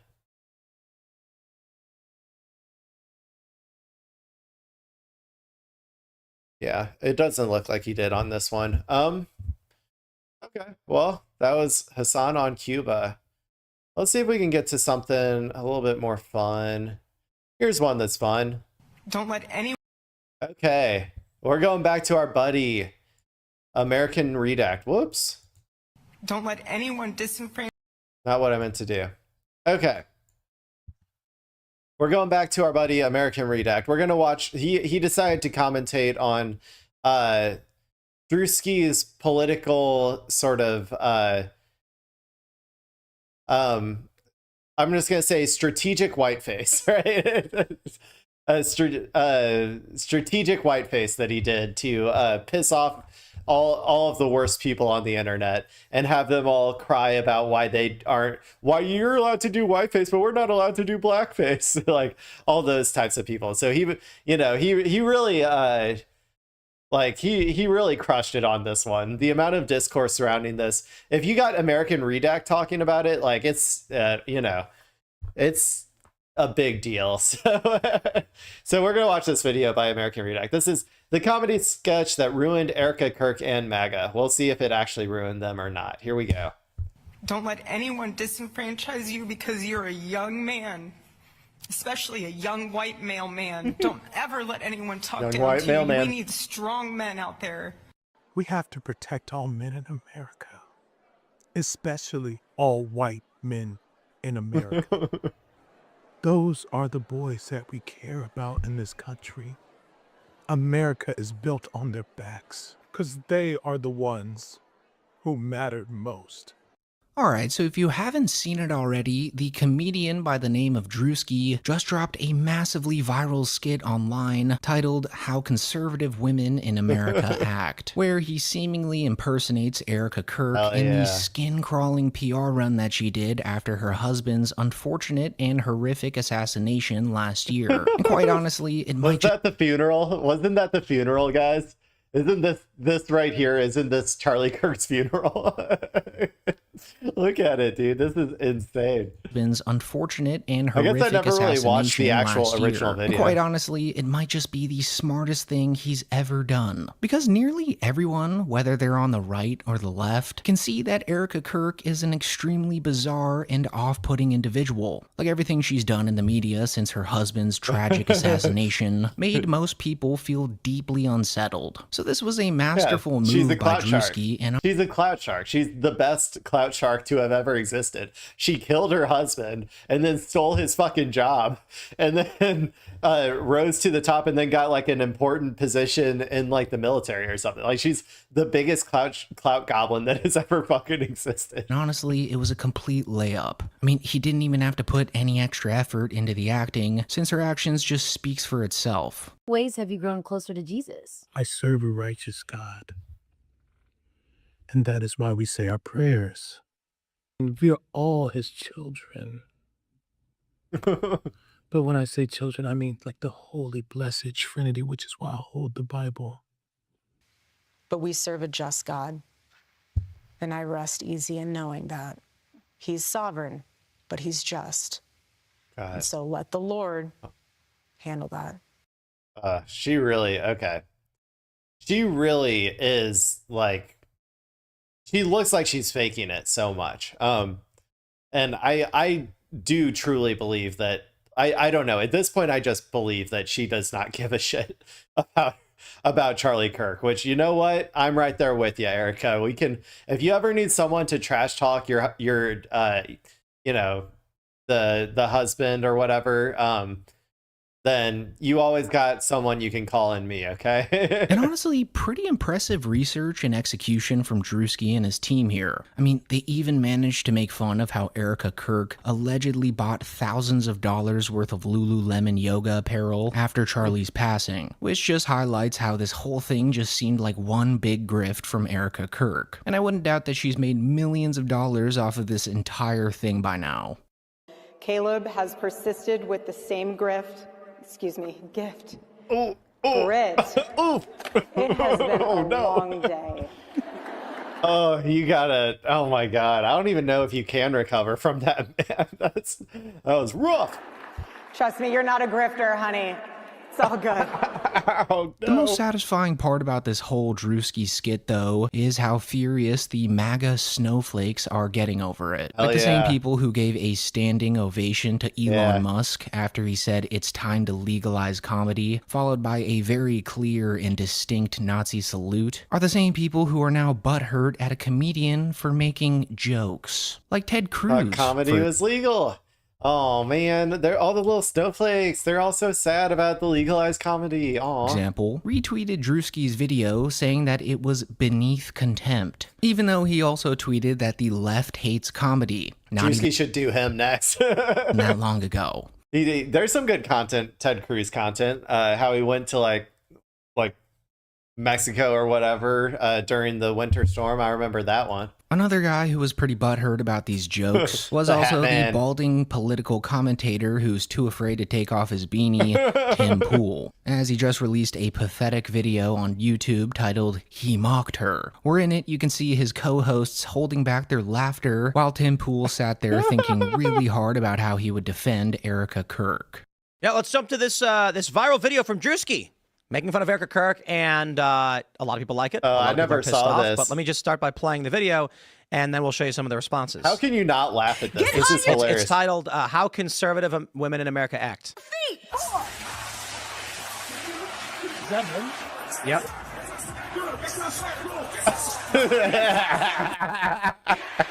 He's loving it, dude. And I just want to say that we are dealing with what I would describe as mass formation psychosis. I recommend any one of you go on the threads and just look at content related to Erica Kirk. I wouldn't be surprised. Hey, there is one group of people I think that, or maybe one person in particular that I do think actually has psychosis related to Erica Kirk. And as far as I know, Candace Owens isn't a left-winger, but I do think that she might be one who legitimately has psychosis when it comes to Erica Kirk. I think Drewski is just, making a legalized comedy joke here. If we also need Drewski, I think what they're mad about is that Drewski never thanked them. Drewski never thanked them for making comedy legal again so that he could do this skit, because he would not have been allowed to do the skit if Joe Brandon was still in charge. So I think that what would have solved all of this entire problem is if Drewski just thanked them before he did the skit. This one goes out to all of the MAGA people who legalized comedy again. That's what he should have said at the beginning. Like, if she were to walk out on the street, somebody would just... The amount of psychosis on threads and coming from the left, and largely just women, has freaked me out. So aside from the skit being both accurate and hilarious, the sheer outrage that it's caused on the far right might just be more enjoyable, because they really can't think of any good rebuttals to it. Like, as you just saw, Tim Pool just blames the left and women in general for the hatred of Erica Kirk, even though pretty much everyone feels this uncanny valley of... Dude, you gotta stop. You gotta stop defending her, man, because she is not going to turn this ship around. Like, she lost her chance. Like, she lost her opportunity. She had a decent amount of opportunities to try and turn this ship around and, like, stop behaving like a clout-hungry freak, and she just chose not to. So she's going to get clowned on, and by extension, her dead husband is also going to get clowned on. And I'm here for it, to be honest. But you're not going to fix this, okay? This is something that is, to some extent, bipartisan. Everybody sees that Erica Kirk is a little clout shark who just wants to make as much money off of her husband as possible. For the hatred of Erica Kirk, even though pretty much everyone feels this uncanny valley effect radiating from Erica every time she opens her mouth. I would even go as far as to say that most of the criticism for Erica Kirk has been from people who are actually heavily conservative. Like Joe Rogan, for example, admitted the other day on his podcast with Mark Normand that he too feels like there's something off about Erica Kirk. That's what I'm saying, Tim. Even Joe Rogan realizes, like, this ship has sailed. We're not pulling it back. Charlie's legacy is this now. Charlie's legacy is just getting memed on into oblivion on Twitter, and there's no coming back from that. So I think you should just ride the wave now, man. Like, have fun, hang 10. It'll be great. You'll have a great time, Tim, if you just drop the whole pretending to care about this thing and just have some fun with it, like Joe Rogan. Look at how happy Joe Rogan is right now. Do you see this? I haven't seen him this happy since before all the Epstein shit came out. You know what I'm saying? Adding in that he's been hearing talks about her being Charlie's secret handler appointed by the government, which is just a conspiracy, but if you go down some rabbit holes anywhere on social media, you would know what Joe's talking about here. Yeah, that Elvis is real. Like, we used to have a fun, kind of playful conspiracy. Tupac's still alive. Yeah. Then now it's all out of whack. It's Macron's got a dick. Exactly. I've heard Erica Kirk's got a dick. I've heard that one. Whoa, she seems thrilled right now. She's an odd duck. She's a kook for sure. You ever seen the compilation of her making crazy eyes? No. There's a video of her making demon eyes, and every time she makes the eyes, the music. It's so ridiculous. She's possessed. Do you see how happy you could be? But yeah, she seems she's having a good. Do you see how happy we all are on the dunking on Erica Kirk bandwagon? Hop on in, man. The water's fine, okay? Come on over to our side. You'll have a great time. Well, she was on a reality show, Yes. So she's a star fucker. A little bit. Maybe. She was also in some weird CIA documents or CIA films. Is that right? Like, yeah. You ever seen those films? No. She's doing a CIA informational video. Weird. Like an acting gig, or is this something else? Perhaps. Or, I know, you know, but even so, you're doing an acting He's gig going down for the CIA. Candace route. Who calls you for that? Yeah. You ever get one of those calls? No. No, I never got one of those calls. And my agent never hit me with that one. Yeah. It's odd. Well, there's a lot of people that think that she was his handler. She was Charlie Kirk's handler. But of course, there's a lot of people that think I have antlers. Yeah. You know. And so, conspiracy aside, you just know that Erica Kirk's an objectively creepy person if guys like Joe Rogan are talking like this about her. Because, as you may know by now, Joe Rogan's blindly loyal to the Trump administration, and he usually regurgitates any of their narratives without a second thought. So the fact that this topic has both sides of politics agreeing with each other is simply just another reason as to why this skit from Drewski was pure comedic genius. Like the reason that video got nearly 1 million likes in 24 hours on Twitter alone is because Erica Kirk's skin-crawling PR parade was possibly one of the strangest things that's happened in the past decade. And Drewski simply just capitalized on that. Therefore, this was just a net positive for the guy. I just wish it were longer, because there's a long list of freakish things Erica Kirk did that were left. He should have put the leather jacket on or whatever, or was it the leather pants? I can't remember. It was leather something, and then gone and tried to like steal JD Vance or whatever from his woke wife. I say she's woke because she's Indian or whatever, but because that's kind of how they think or whatever. But yeah, they should have done that part. That was pretty funny too.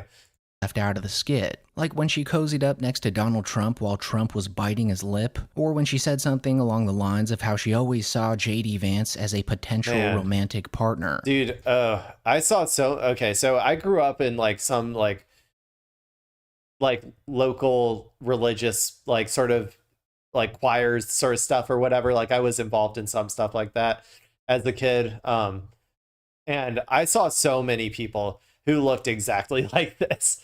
There's a certain look, I feel like, when it comes to a little bit overzealous Christians that I think that they have a very like, I don't know, they have a look both in their eyes and their face, and then also just like the I don't know, just the vibe that they give off.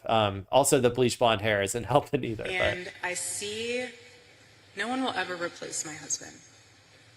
No. Except JD Vance. But I do see some similarities of my husband in JD. Oh God, I didn't know she was actually going to say that. To go out through a stream of fireworks and sparklers and stand there in a glittering pantsuit and talk about electing JD Vance 3 months after your husband was killed, many people feel that there is something off about that.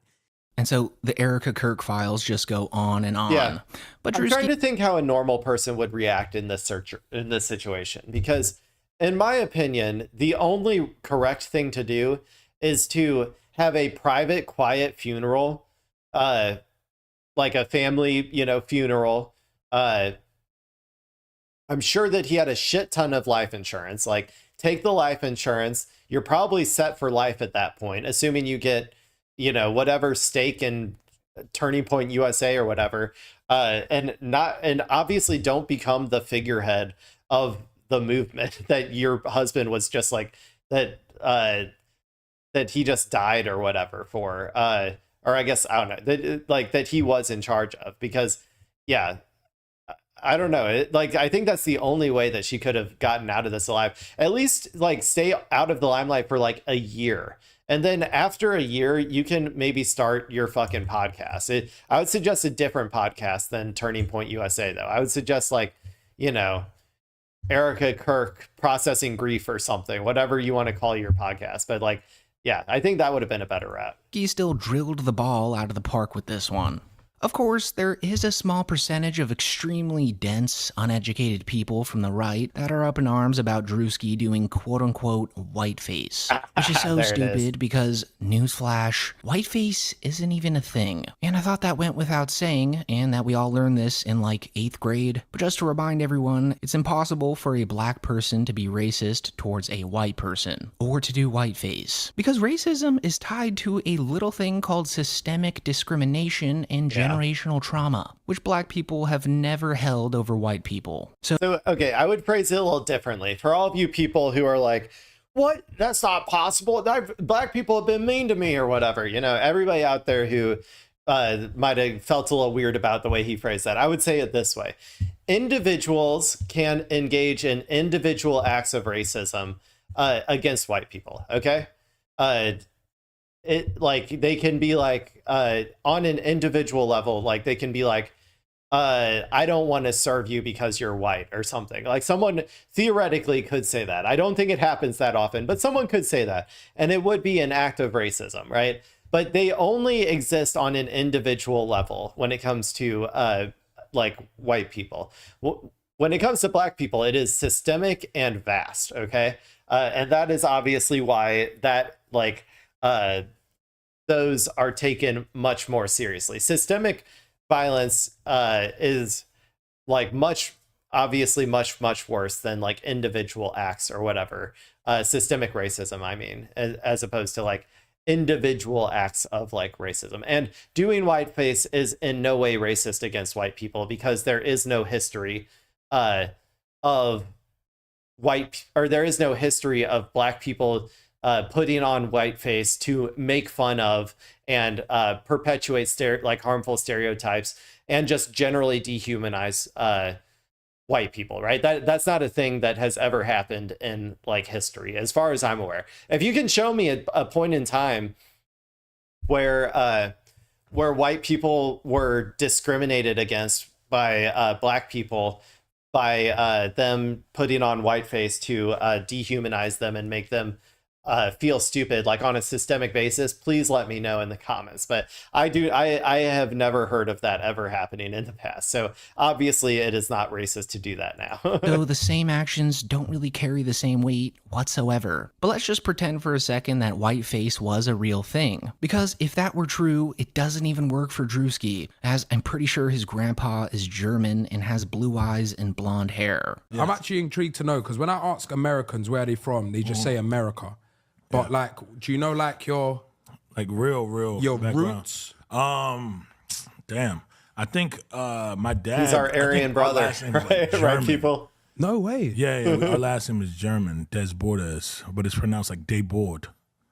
Oh, like right. Desbordes. Yeah, like the S's are silent, but I think it's German. It's a German last name. Do you know what you need to do then? Like my dad even has green eyes, and then the rest of his family on his side all have green eyes. I didn't get it. It probably skipped me. Yeah. Maybe my kids. We'll see. No, that's lit. A black person with green eyes. That's an automatic cheat code. I wish he would have gave it to me, man. So this whiteface card that the Gunther Eaglemans of the internet are running with is so sloppy and pathetic. Because the two things are vastly different. Blackface has a long and ugly history stemming all the way back to the 1800s and early 1900s, where white performers used the movie.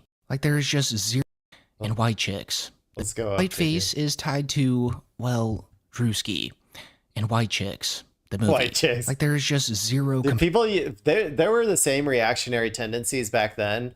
There were like the same types of people who were saying, yeah, but if a black person did it, it'd be racist. You know, like this has existed even, you know, back then.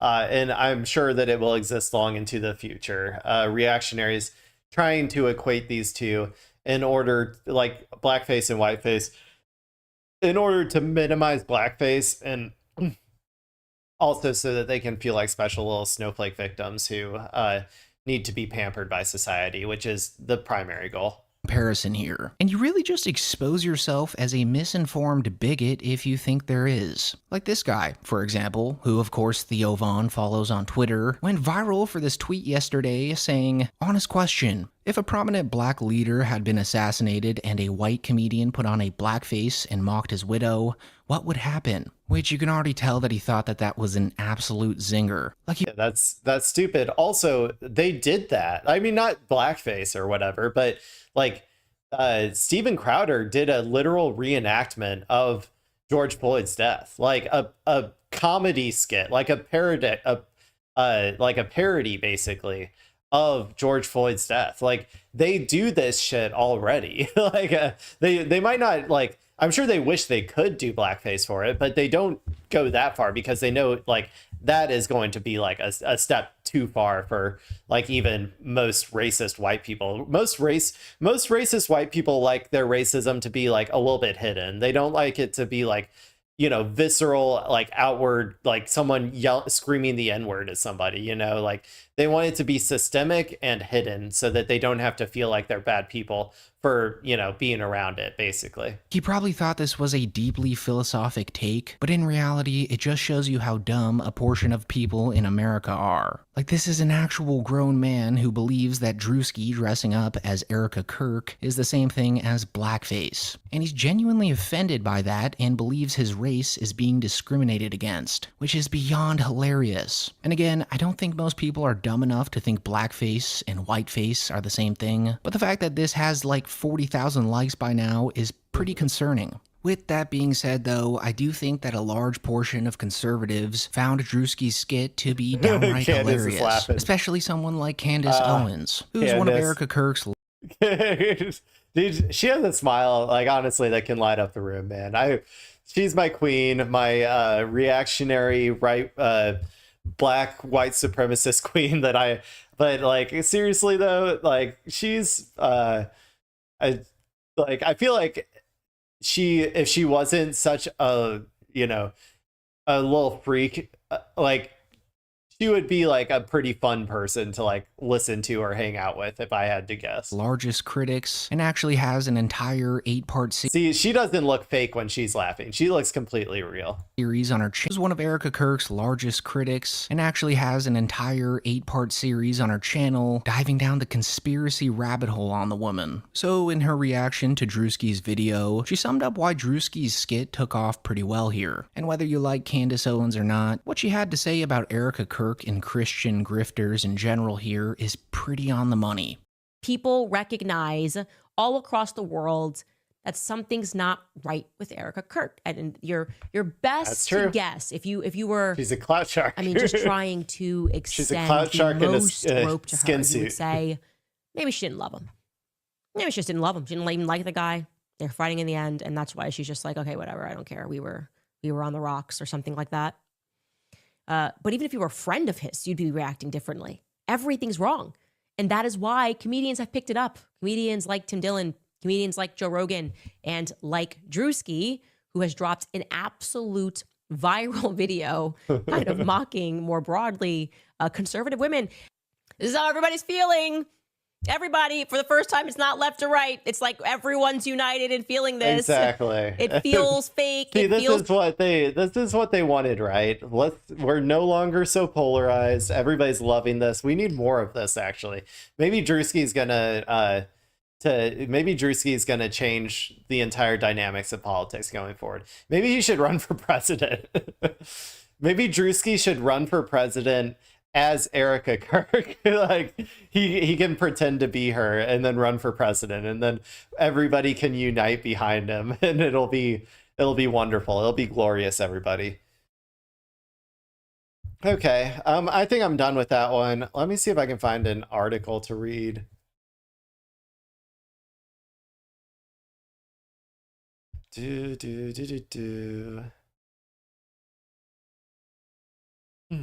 I guess. Sorry.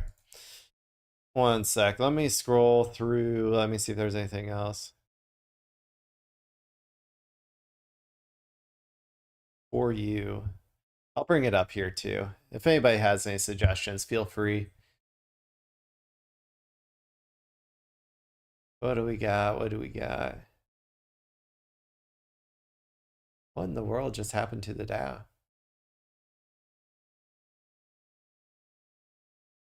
I guess the Dow went back up, people. We need to hurry up and prosecute, or we need to hurry up and release more of the Epstein files or whatever it was. More, yeah, okay. More aircraft carriers going to the Middle East. Like, it's gonna happen, people. I don't know why the Dow is going up again. These people, like, need to just watch the military movements. I swear, if they're moving more and more aircrafts and more troops to the Middle East, like, it's probably gonna happen. I'm just gonna go through I'm just gonna select one of the ones that I had previously picked, even though none of them are giving me a ton, like none of them are really standing out to me. So let's just see this one. Okay, everybody. I got news for you. Torturing children is legal again in Colorado. Okay. It went to the Supreme Court, and then they made their decision, and they decided you are not allowed to ban child torture in your state. Okay, child torture must be legal in all 50 states. I'm sorry if you don't like child torture. But if you don't like child torture, I'm sorry, it has to be legal in all of our states. So let's go ahead and read this article explaining how this happened, how they re-legalized child torture in Colorado. So Supreme Court strikes Colorado ban on conversion therapy. Oh, convergence. What was I saying before? Oh, I don't know. Okay, Nina Totenberg. What a name. Okay. The Supreme Court has ruled that Colorado's land banning law... starting over. The Supreme Court has ruled that Colorado's law banning conversion therapy regulates speech based on viewpoint. Okay. At issue was the practice of an evangelical Christian, Kaylee Chili's, I'm assuming not related to the restaurant, a counselor who wants to provide talk therapy to teenagers seeking to discuss their sexual orientation or gender identity, including those hoping to reduce or eliminate unwanted sexual attractions, change sexual behaviors, or grow in the experience of harmony with one's physical body, according to her complaint. Her lawyer argued that Colorado's law prevents voluntary conversations with minors seeking her help. Okay, if this is about just talking, I don't care if you have conversations with people that you trust, okay? I don't care if kids have conversations with people that they trust, if they want to talk about how, they don't want to be gay or whatever. And that person wants to push them in some way to encourage them on their journey of not wanting to be gay. If that is just a person-to-person interaction, like if that's just your aunt or somebody who's talking to you about that sort of stuff, and they just have an opinion that says, oh yeah, you can come to me and we can talk about how we can keep you from turning gay or whatever. I don't really care about that. What I care about is people in positions of power, like teachers or guidance counselors or church leaders or whatever, giving people negative mental health advice on a mass scale. Okay, that's what I care about. It's not a problem if it is an individual just having a conversation with another individual, but when you have it happen on an industrial scale of trying to convince kids that they are wrong, that how they are and how they were born is wrong, and that they should be ashamed of that in some way, and that they should just go fucking kill themselves already or whatever you're trying to teach them, because this will inevitably fail. Teaching them to essentially hate themselves on an industrial scale, I think that's wrong. I'm fine if an aunt and a child have a conversation and that aunt unwittingly, accidentally convinces their kid to kill themselves because they said that they're wrong and evil for the way that they are. I mean, I would prefer if that didn't happen, but I don't necessarily think we need to regulate that. But I don't like it being perpetuated at a mass level is kind of my opinion. So the majority opinion states the lower court erred by failing to apply sufficiently rigorous First Amendment scrutiny. Also, I would say that the state should be like a state should be allowed to I think regulate this particular type of speech, because like I said, it is harmful. Like it is harmful to others. Like it is harmful to children to allow this speech to exist, right? But whatever. As applied to Miss Chili's, Colorado's law regulates the content of her speech and goes further to prescribe what views she may and may not express, discriminating on the basis of viewpoint, the opinion says. I would be curious if they made gay conversion camps, if they would think the same, right? Maybe that's how we solve this problem, is all the gays, we need to get some gay conversion camps, and we need to start forcing all the straights to go through their gay conversions. We'll see if that changes anything. Justice Ketanji Brown Jackson dissented, pointing to precedent on states regulating healthcare professionals. Stated simply, the majority has failed to appreciate the crucial context in which Chile's constitutional claims have arisen. Chili's is not speaking in the ether. She is providing therapy to minors as a licensed healthcare professional. That is one of the things that I said is wrong. A doctor or someone in a position of power over others should not be allowed to do this, because then they have outsized influence on how serious the person takes that stuff or whatever. It's not just an interpersonal problem between, like, say, family members or something. Like in this particular situation, I do think that is wrong. The court heard arguments on the case in October and appeared to lean toward the therapist at the time. The case involved a new wrinkle on conversion therapy. It's generally defined as a treatment used to change a person's attraction to same-sex individuals and to similarly cure gender dysphoria. In whatever form, the therapy has been forcefully repudiated by every major medical organization in the country on the grounds that it doesn't work and often leads to depression and suicidal thoughts in minors. Yeah, these people, like, they are literally just trying to industrially slaughter these children. Like, the Miss Chili's here is trying to industrially slaughter as many children as she possibly can. Not directly, right? Because that would go against her God or whatever. But she's trying to convince them all to kill themselves. Like, that's what she's trying to do. And I think she will be very successul in that. And, likely will go straight to hell for doing so. But let's see. The court heard arguments on the case in October and appeared blah, blah, blah. But during arguments in the fall, Chili's lawyer, James Campbell, the soup brand. There's a lot of food last names I'm seeing in this. Are we sure these are real people, and everybody? Are we sure these people aren't just, like, made up names? Anyway. During arguments in the fall, Chili's lawyer, James Campbell, told the justices that the way his client wishes to practice conversion therapy involves no physical restraints or coercion of any kind. Rather, he said her practice involves only talk therapy. Ms. Chili's is being silenced. The kids and families who want help, this kind of help that she offers, are being left without any support, he asserted. Yeah, the help of getting their kids to remove their lives from their body. They have this pesky life and soul inside of their body, and that needs to be removed. There's a problem with that, so it needs to be removed. That's what she thinks. The outcome of the case could mean a rollback on conversion therapy bans across the country, probably. This is bad. This is bad, people. Like I said, get this gay conversion therapy, like, camps out there, okay? We need a gay therapist in every school to try and convince all the straight people to turn gay, okay? That's what I think we need. We need to fight fire with fire here, people. We need, get as many gay conversion camps going as possible. If you or anyone you know, like, is related to or knows a gay person, bring it up with them, have them start their own gay conversion therapy clinic in the state of Colorado. Bring in and then funnel as many straight people in there as possible and get them all to turn gay, and then we'll get this this case brought back up to the Supreme Court, and we'll see what they have to say then. That's my game plan here. I don't know, what do you guys think?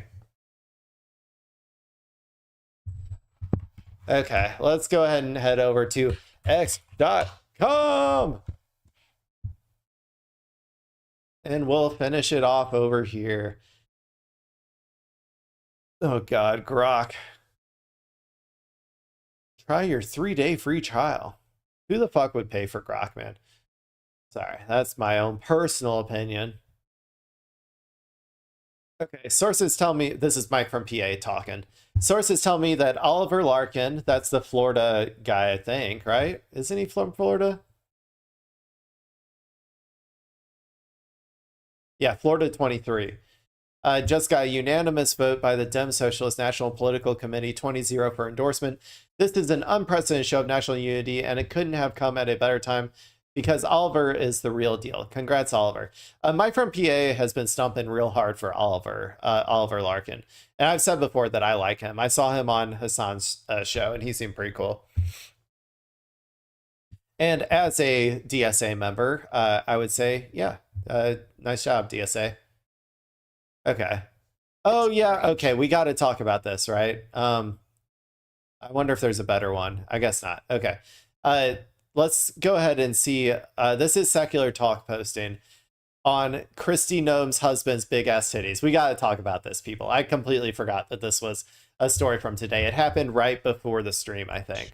They had an agreement. They had some kind of an agreement, or there was some kind of an understanding. It was clearly not a secret to him. My favorite thing is Kristi Noem goes, "Oh, we're all so shocked," and then she says, "Everybody needs to pray for us." Pray for you? How does that prayer go? Dear Lord, please help Kristi Noem's husband to stop jacking off to big ass titties to his own while wearing big ass titties. Dear Lord, please. Okay, so for those unaware, Kristi Noem's husband, I think some photos got leaked or something of his fetish, basically. Apparently, he likes to stuff his shirt with like balloons or something and pretend that he has like, you know, big ass titties. He wants to be a big titty anime girl or whatever. And so like that is, I guess, his fetish. And so everybody's been clowning on them. Let me see if I can find a picture. I assure you it will be safe for work, though. Don't you worry, people. I will not subject you to anything like that. Let's search for Kristi Noem husband. Top. Okay. This one will do. This one will do. This is him. This is something he liked to send these messages, I think, to like sex workers, basically. So he would take pictures of himself like this. I think he would get off on it, sending it to someone or sending it to a sex worker. And so yeah, this is him, people. This is what he's into. So anyway, I'm gonna keep playing this now. Kristi Noem's family needs help. He can't stop putting in some big ass titties. Why would we pray for you? She said that. Dear Lord, like what? The God's looking through the prayers he gets. Like, okay, kid with cancer, war, family got murdered, and it's like big ass titties. Balloon titties.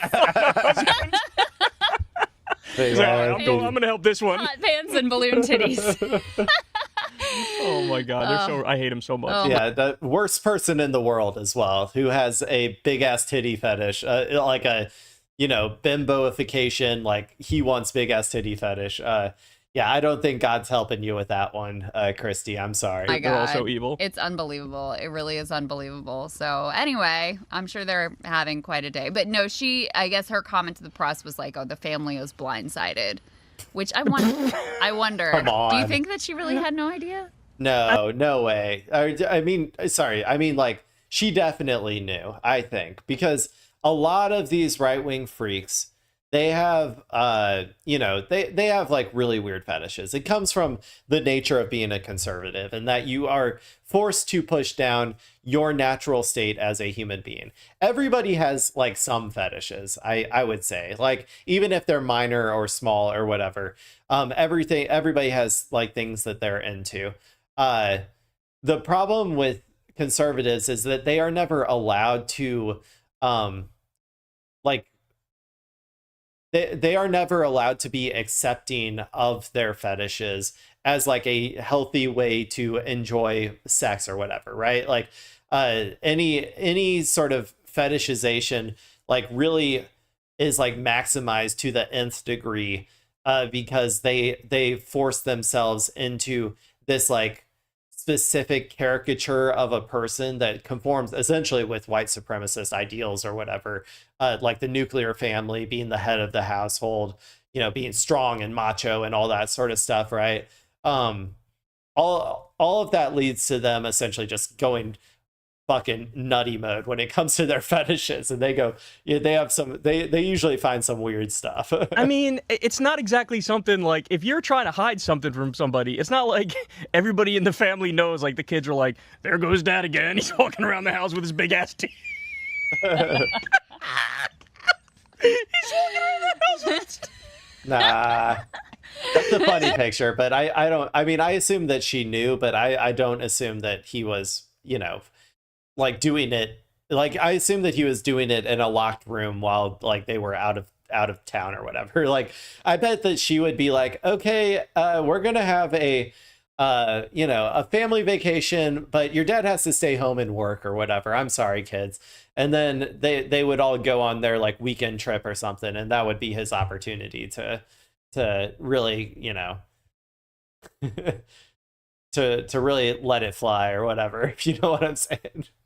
Okay, I'm gonna go ahead and move on now though, but that was pretty funny. That was a good one. I'm gonna like that video. This is too long. I wanted to talk a little bit about Hasan Piker. If you don't know who Hasan Piker is, this is kind of what I was talking about earlier with all the manufactured outrage against Hasan. I'll see what he has to say. I think that he's been a little, honestly, like, I feel like he could be more aggressive in pushing back on this. But I guess he doesn't have, like, he is a politician, not necessarily but I think that messaging wise, he could benefit from being a little bit more aggressive in his pushback. Well, you probably don't do Twitch in the middle of the day. This is a guy who spends like 8 hours a day talking to a massive audience of people. And in politics, we talk a lot about talking to people. That's why I've gone to 90 different cities, 300 public events, because I want to listen and talk to people. But there are a lot of people who don't show up to political events, a lot of people who don't tune in to the usual political channels, the CNNs, the MS Nows, the PBSs, you name it. And it's because they feel locked out of our politics. The kind of folks who Hasan Piker talks to every day, they're people who have been hit hardest by the structural decimation of our politics. Now, those are some big words. But what I mean by that is the fact that people are just locked out. They're worried about whether or not there's going to be a job for them in the future with AI breathing down our necks. They're worried about the price of gas. They're worried about why our politicians. Well, not only that, but leftists in general have been pushed like to the side. Like, they have been basically pushed out of the entire political process since the post New Deal era, right? The New Deal was the last situation where leftists had any semblance of power. They had to get the New Deal passed, there was a large conglomeration of socialists, communists, just generally leftists, anti-capitalists, trade unionists, and a public that was like, we need solutions now, and we haven't tried this before. Basically, that was like the whole. All of that came together to pass some of the best legislation that America has ever passed, like the Medicare and Social Security, essentially, right? And after that, all of those groups that I just told you about were systematically destroyed by the capitalists. They were one by one disempowered. Unionization was brought down to like incredibly low levels. The Red Scare happened, and then all of the communists were purged from every position of power. All of this happened to then make it impossible for leftists to essentially get any sort of like good policy across the finish line for essentially honestly the next like 60 years or so. But so basically, people who have left politics or generally, like, I feel really bad for them, especially like the people who basically were born into that like situation and still like read all of the left politics but had no vehicle whatsoever for gaining any sort of power. At least now we're starting to see see some of them gain power. And so they've been essentially out in the wilderness forever. And there's a vast group of people who never quite felt at home in either the Democratic or Republican Party, but generally align with left politics. Like that's where their moral compass and conscience is. And so they're kind of just now finally starting to come to like the realization of this is what we've been looking for the whole time. And that's kind of what's going on, I think, to some extent. Seem so interested in taking us into yet another global war rather than figuring out how to make sure that we can afford things like housing or gas or electricity or you name it here at home. They're worried about what might happen if they get sick because they've got a deductible that's $6,000 and they only make $6,000 every single month. These are folks who feel like our political conversation just isn't about them because guess what? It's not. And I want to be having conversations with those folks.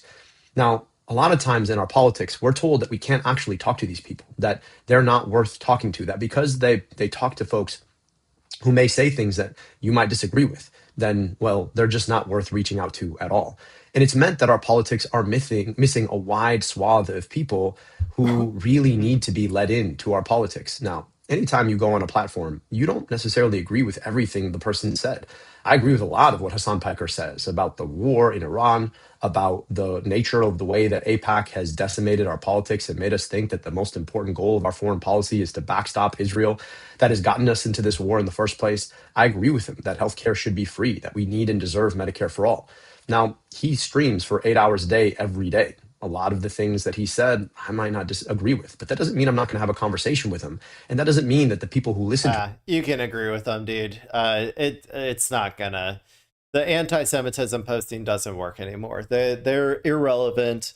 All those people who are chirping about anti-Semitism do now, ironically, is increase the amount of actual anti-Semitism in the world. That's all they do. All of these, ADL people who claim to speak for all the Jews and all that sort of stuff. All they do now is just increase anti-Semitism like left and right. So yeah, you don't have to disavow the shit he says at this point, because most people, anybody who actually watches Hasan knows like generally what he stands for. Props to CNN Elex Michelson for having at Hasan the Hun on and letting him speak in his own voice, his own words, rather than ventriloquized or quoted out of context by pro-Israel politicians and pundits. 100%. We watched this earlier. So what I thought was the most impressive to me is that he didn't constantly interrupt Hasan and try to make it like turn it all back on the Cuban government or whatever during this thing, which I think was good. Way to go, CNN. You are capable of doing an actual interview that isn't, unhinged and biased, apparently. Do it more often. Oh, first federal endorsement, DSA. We are excited to announce our first federal endorsement. This is what we kind of saw earlier. Oliver Larkin is taking, of 2026, is taking on one of the most warmongering Democrats in Congress, and DSA is proud to endorse him. Hell yeah.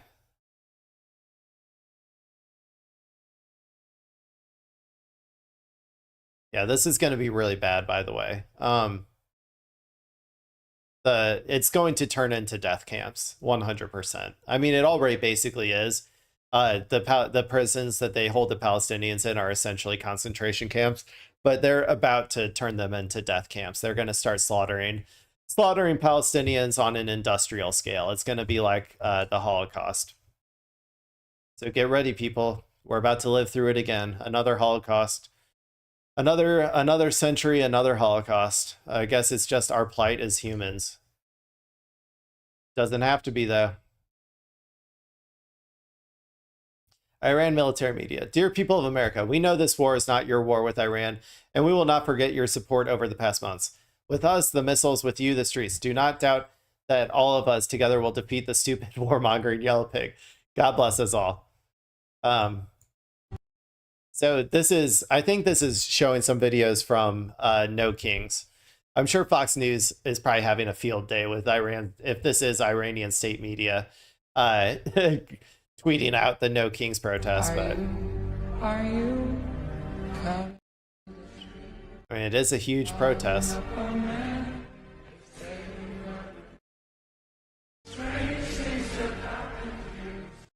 Yeah, I probably can't listen to that, but yep. Well, they're registering our discontent. Hitler.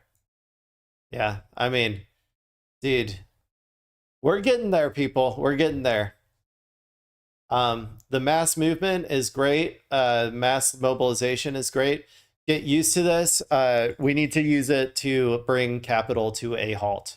That's what we need to do. People just need to be prepared to go on, like, do this, but go on general strikes. Like, do it on a work day.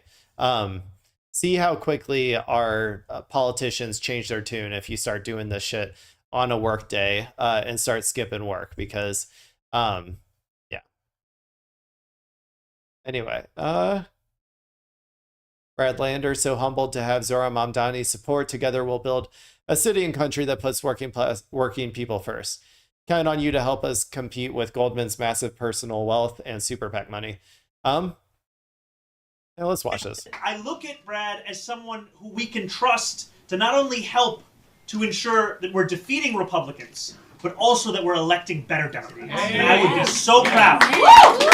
So proud. Those two things are intrinsically tied together. You cannot do one without the other. You need better Democrats to defeat the Republicans, people. That's something people really need to understand. To not just know Brad as my friend, to not just know Brad as another guy that I city biked with, but to know Brad Lander as our congressperson. And looking at him, I see an opportunity not just for New York City to have a congressperson who knows what to fight against, but also a congressperson who knows what to fight for. With that being said, I have very exciting news, which is to tell you that in federal races, your donations are matched 0 to 1. So every dollar you give is all he's going to get. And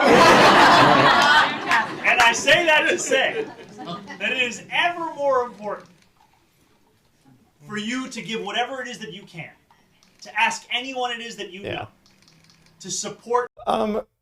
I'm sure, I think, I don't know the other candidates in this race. Brad Lander is an interesting person, right? Because he was one of the people who I think left the DSA after October 7th, right? Like, I mean, that's something we shouldn't forget. Like, he was unable to rectify the contradictions in his head, and it led to him making a bad decision of, like, you know, leaving the DSA for standing up against the genocide, right? Because the DSA, the members of the DSA knew on day one, like, what this was going to turn into, and they were trying to stop the genocide from happening on day one, and he did not, right? So that is something we should remember. On the other hand, he is heads and tails better than most Zionists that I've ever seen. I don't know if he classifies himself as a Zionist at this point. I would kind of hope he doesn't, because, like, I think at this point, most people understand Zionism as fascism, it's Nazism, it's all the same thing. So I would hope that he's not a Nazi, like he's not a Zionist Nazi. But you know what? I don't know. He is a Jewish person, so he may have feelings about Israel that are a little bit repugnant. I don't really know for sure. I do think that he has said that he is against sending any more weapons to Israel. So there's that. And in general, I tend to trust Zohran. I would probably tentatively trust him, like tentatively. But I am a little bit skeptical, to be honest. I won't lie that I'm a little bit skeptical of Brad Lander. But okay, let's see, 2 hours and 15 minutes. I'm gonna try to find a funny one, and we'll see what we find.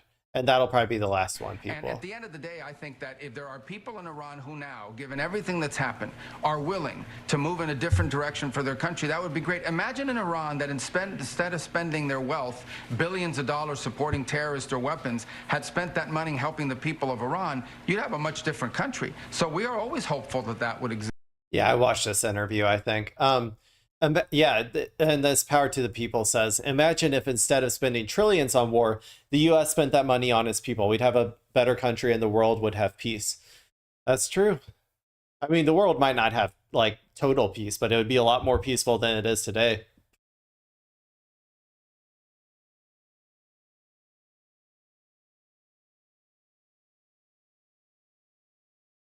What's this? Jasper Nathaniel. Just reached 900 paid subs, 100 more, and I get an orange check. And the Substack algo starts recommending my stuff. I work very hard to report on the occupation with unparalleled detail and context. If you want to support my independent journalism, consider upgrading at 20% off. Jasper, and Sam Sear says, Jasper provides invaluable reporting. Support it. We need more of this. I assume that this is the guest probably that came on the majority report, if I had to guess.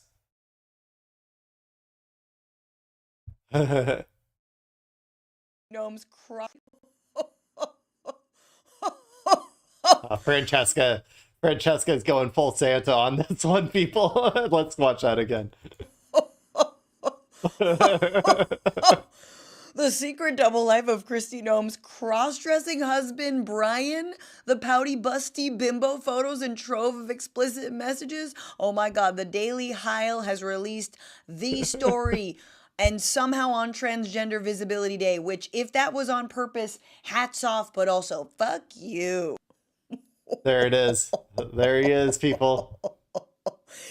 This is what he gets off to. One of his online contacts, Brian, and by the way, if you out there also get off to this, there's nothing wrong with that. Like, seriously, there really isn't. The thing that is wrong with it is that it is tied to a person who has completely opposite ideology and would generally like to tar and feather any person who has a healthy relationship with this part of their own sexuality. You know what I'm saying? An insurance mogul can be seen squeezed into a flesh-colored crop top and skin-tight pink shorts. The rugged father of three appears to have stuffed 2 balloons inside his shirt to resemble breasts, positioning the nuts to mimic nipples. I mean, he can't be that rugged, because them shits is gonna pop. The Daily Mail has reviewed hundreds of messages involving 3 women from the bimbofication scene, where porn performers transform their bodies into real-life Barbie dolls by pumping colossal amounts of saline into their breasts. Brian is lavish praise. Okay. So that must be something that he's into then, is women having absurdly large breasts. If anyone was ever a teenager who was on the internet and, you know, as a teenager, you're kind of stupid. Like, you don't really know what you like yet or anything. And like the general thought process of like a teenager is like, bigger boobs better, right? Like, it's and then eventually like I think you do that to such an absurd degree that you're like you eventually have to break out of it, and you're like, oh, you know what, maybe bigger boobs is not better all the time. You know what I'm saying? And so maybe he just never grew out of that phase. Like, maybe that's what happened. Is on their surgically enhanced bodies, confessed his lust for huge ridiculous boobs, and did she get shadow banned? Whoa! Oh man, yeah, okay. He is going full bimbo. Those are some tight pants. Okay, her audio got muted for some reason. I don't know if that was Twitter or if that was her video. Black capitalism. CEO of the black people. I didn't even know they had a CEO. Twitch partner as featured. Wow, I wish we had a CEO. Who's the CEO of the white people? Does anybody know? I don't know. Definitely not Bill Maher. This is the stupidest shit I've ever heard. This is an insane lie. LMAO is what he said.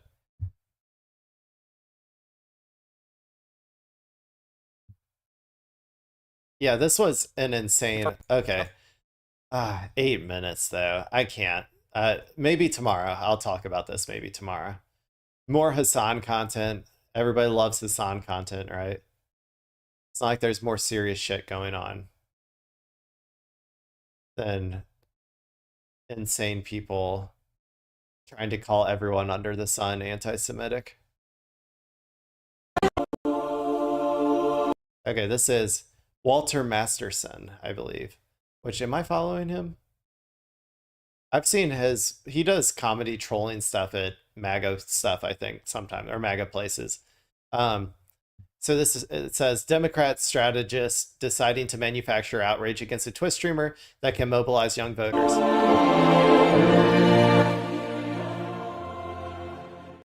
I don't know if I can listen to that. Yeah.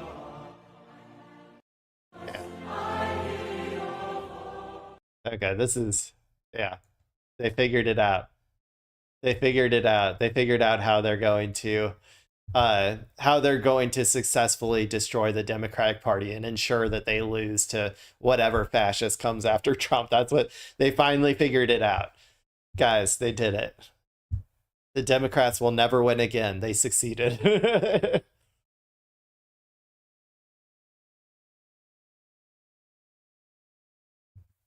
Let's see.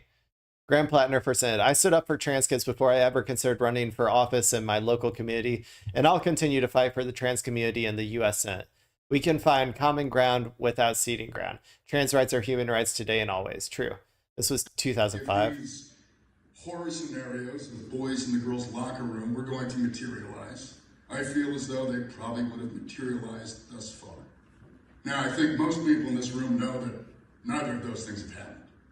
If you're going to be sued for it because it existed, that lawsuit would have already come around. See, if he wasn't running for anything back then, this is why I do kind of like trust that he's changed. Like, I joke saying that he was a former Nazi and became an Antifa super soldier, but to some extent, like these types of videos like really make me think that he actually did change. Maybe he's not an Antifa super soldier, but I don't think that he still holds the same reactionary viewpoints that he did back then. Let's see what else we got.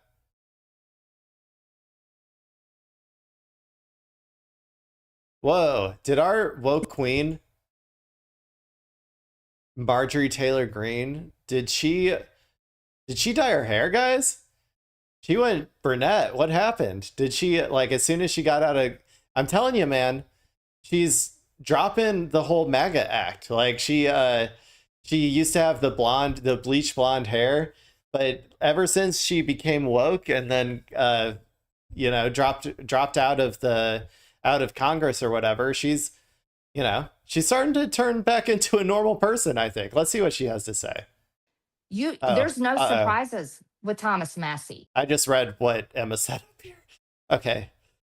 We'll watch it real quick. He is proven. Our MAGA queen, or our woke queen, may have had a MAGA relapse in this video. He's proven in every single way. He's not going to sell you out. He cares about your farms. He cares about your business. He cares for your right to bear arms and for the government to never be able to take that away from you, no matter what they come up with. He sincerely has been tested and he's proven. But you know who has not been tested? His opponent. His opponent that is literally propped up and funded by 3 Jewish billionaires. Now, look, I'm not anti-Semitic. Yeah, yikes. I don't care what people's religion are, but these 3 billionaires that are funding. If you didn't care, then you didn't have to say it. You could have also, if you wanted, like, to come at this from a left perspective, if they are aligned with the Zionist project of Israel, the colonizing of the land of the Palestinians. Like, if that's what they are aligned with, then that's what you should say. You don't have to say Jewish. This opponent against Thomas Massie don't even live in Kentucky. They don't even have a home in his district. And their loyalty is to Israel, not the United States of America. And that is so public.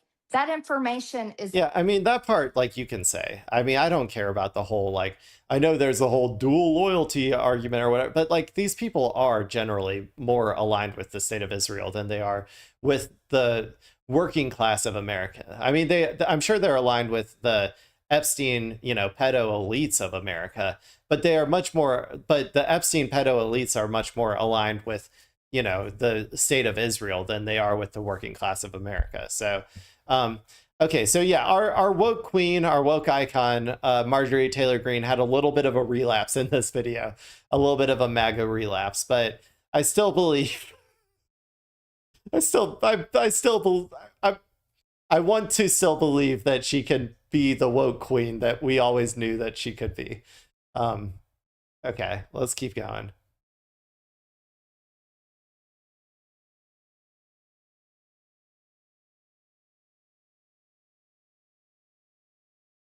Hasan Piker, what's this? Return from, oh, okay. Another interview. Dude, he is making the rounds lately, dude. Wait, big news. Okay. Congressman proudly endorses Chris Robb, U.S. Congress, PA 3. Of course, Mike from PA would care about. I should. Okay. Okay, Kyle. Guys, it's not a video, but I think this has to be it, right? I think this has to be the image that I leave you guys with. Actually, okay, I see you guys can't see it, but right below this, I think there's another video. So I'm going to roll the dice on it. I think it's going to be a good one. So this next video that I'm about to show you is going to be the last one, okay? It's already looking good. This is April A. Joy. If it's good enough, I'll give her a follow. Chrissy Gnome walks in on her husband. I love the Chrissy Gnome cosplay right here. It is going hard. Okay, Chrissy Gnome gets home from work. Let's see. Hey, hon. No! What is this? It's nothing. It's nothing. Please don't tell anyone. Of course, nobody can ever know about this. Okay, good. Besides you and me, no one else knows. He's seen too much. Oh, dude, that was great. That was incredible. They even brought in the lore dump of Chrissy Gnome shooting her dog when she was a child or whatever. I think because her dog got was it mildly sick or something, and then she had to, her dad or somebody made her go shoot it. I think it was a straight up Lassie or Old Yeller situation or whatever. But yeah, that was incredible. That was a great one to end on. I could not imagine ending on any other post other than this one. April A. Joy, you have earned a follow from me. You are welcome. Welcome to the Claytria family. Okay, everybody, that is it. Hope you all have had a wonderful day. Hope you enjoyed listening to the stream. To anybody watching the VOD, love you too. And yeah, that's it. This has been Technically Clay. The stream is technically over. Bye-bye.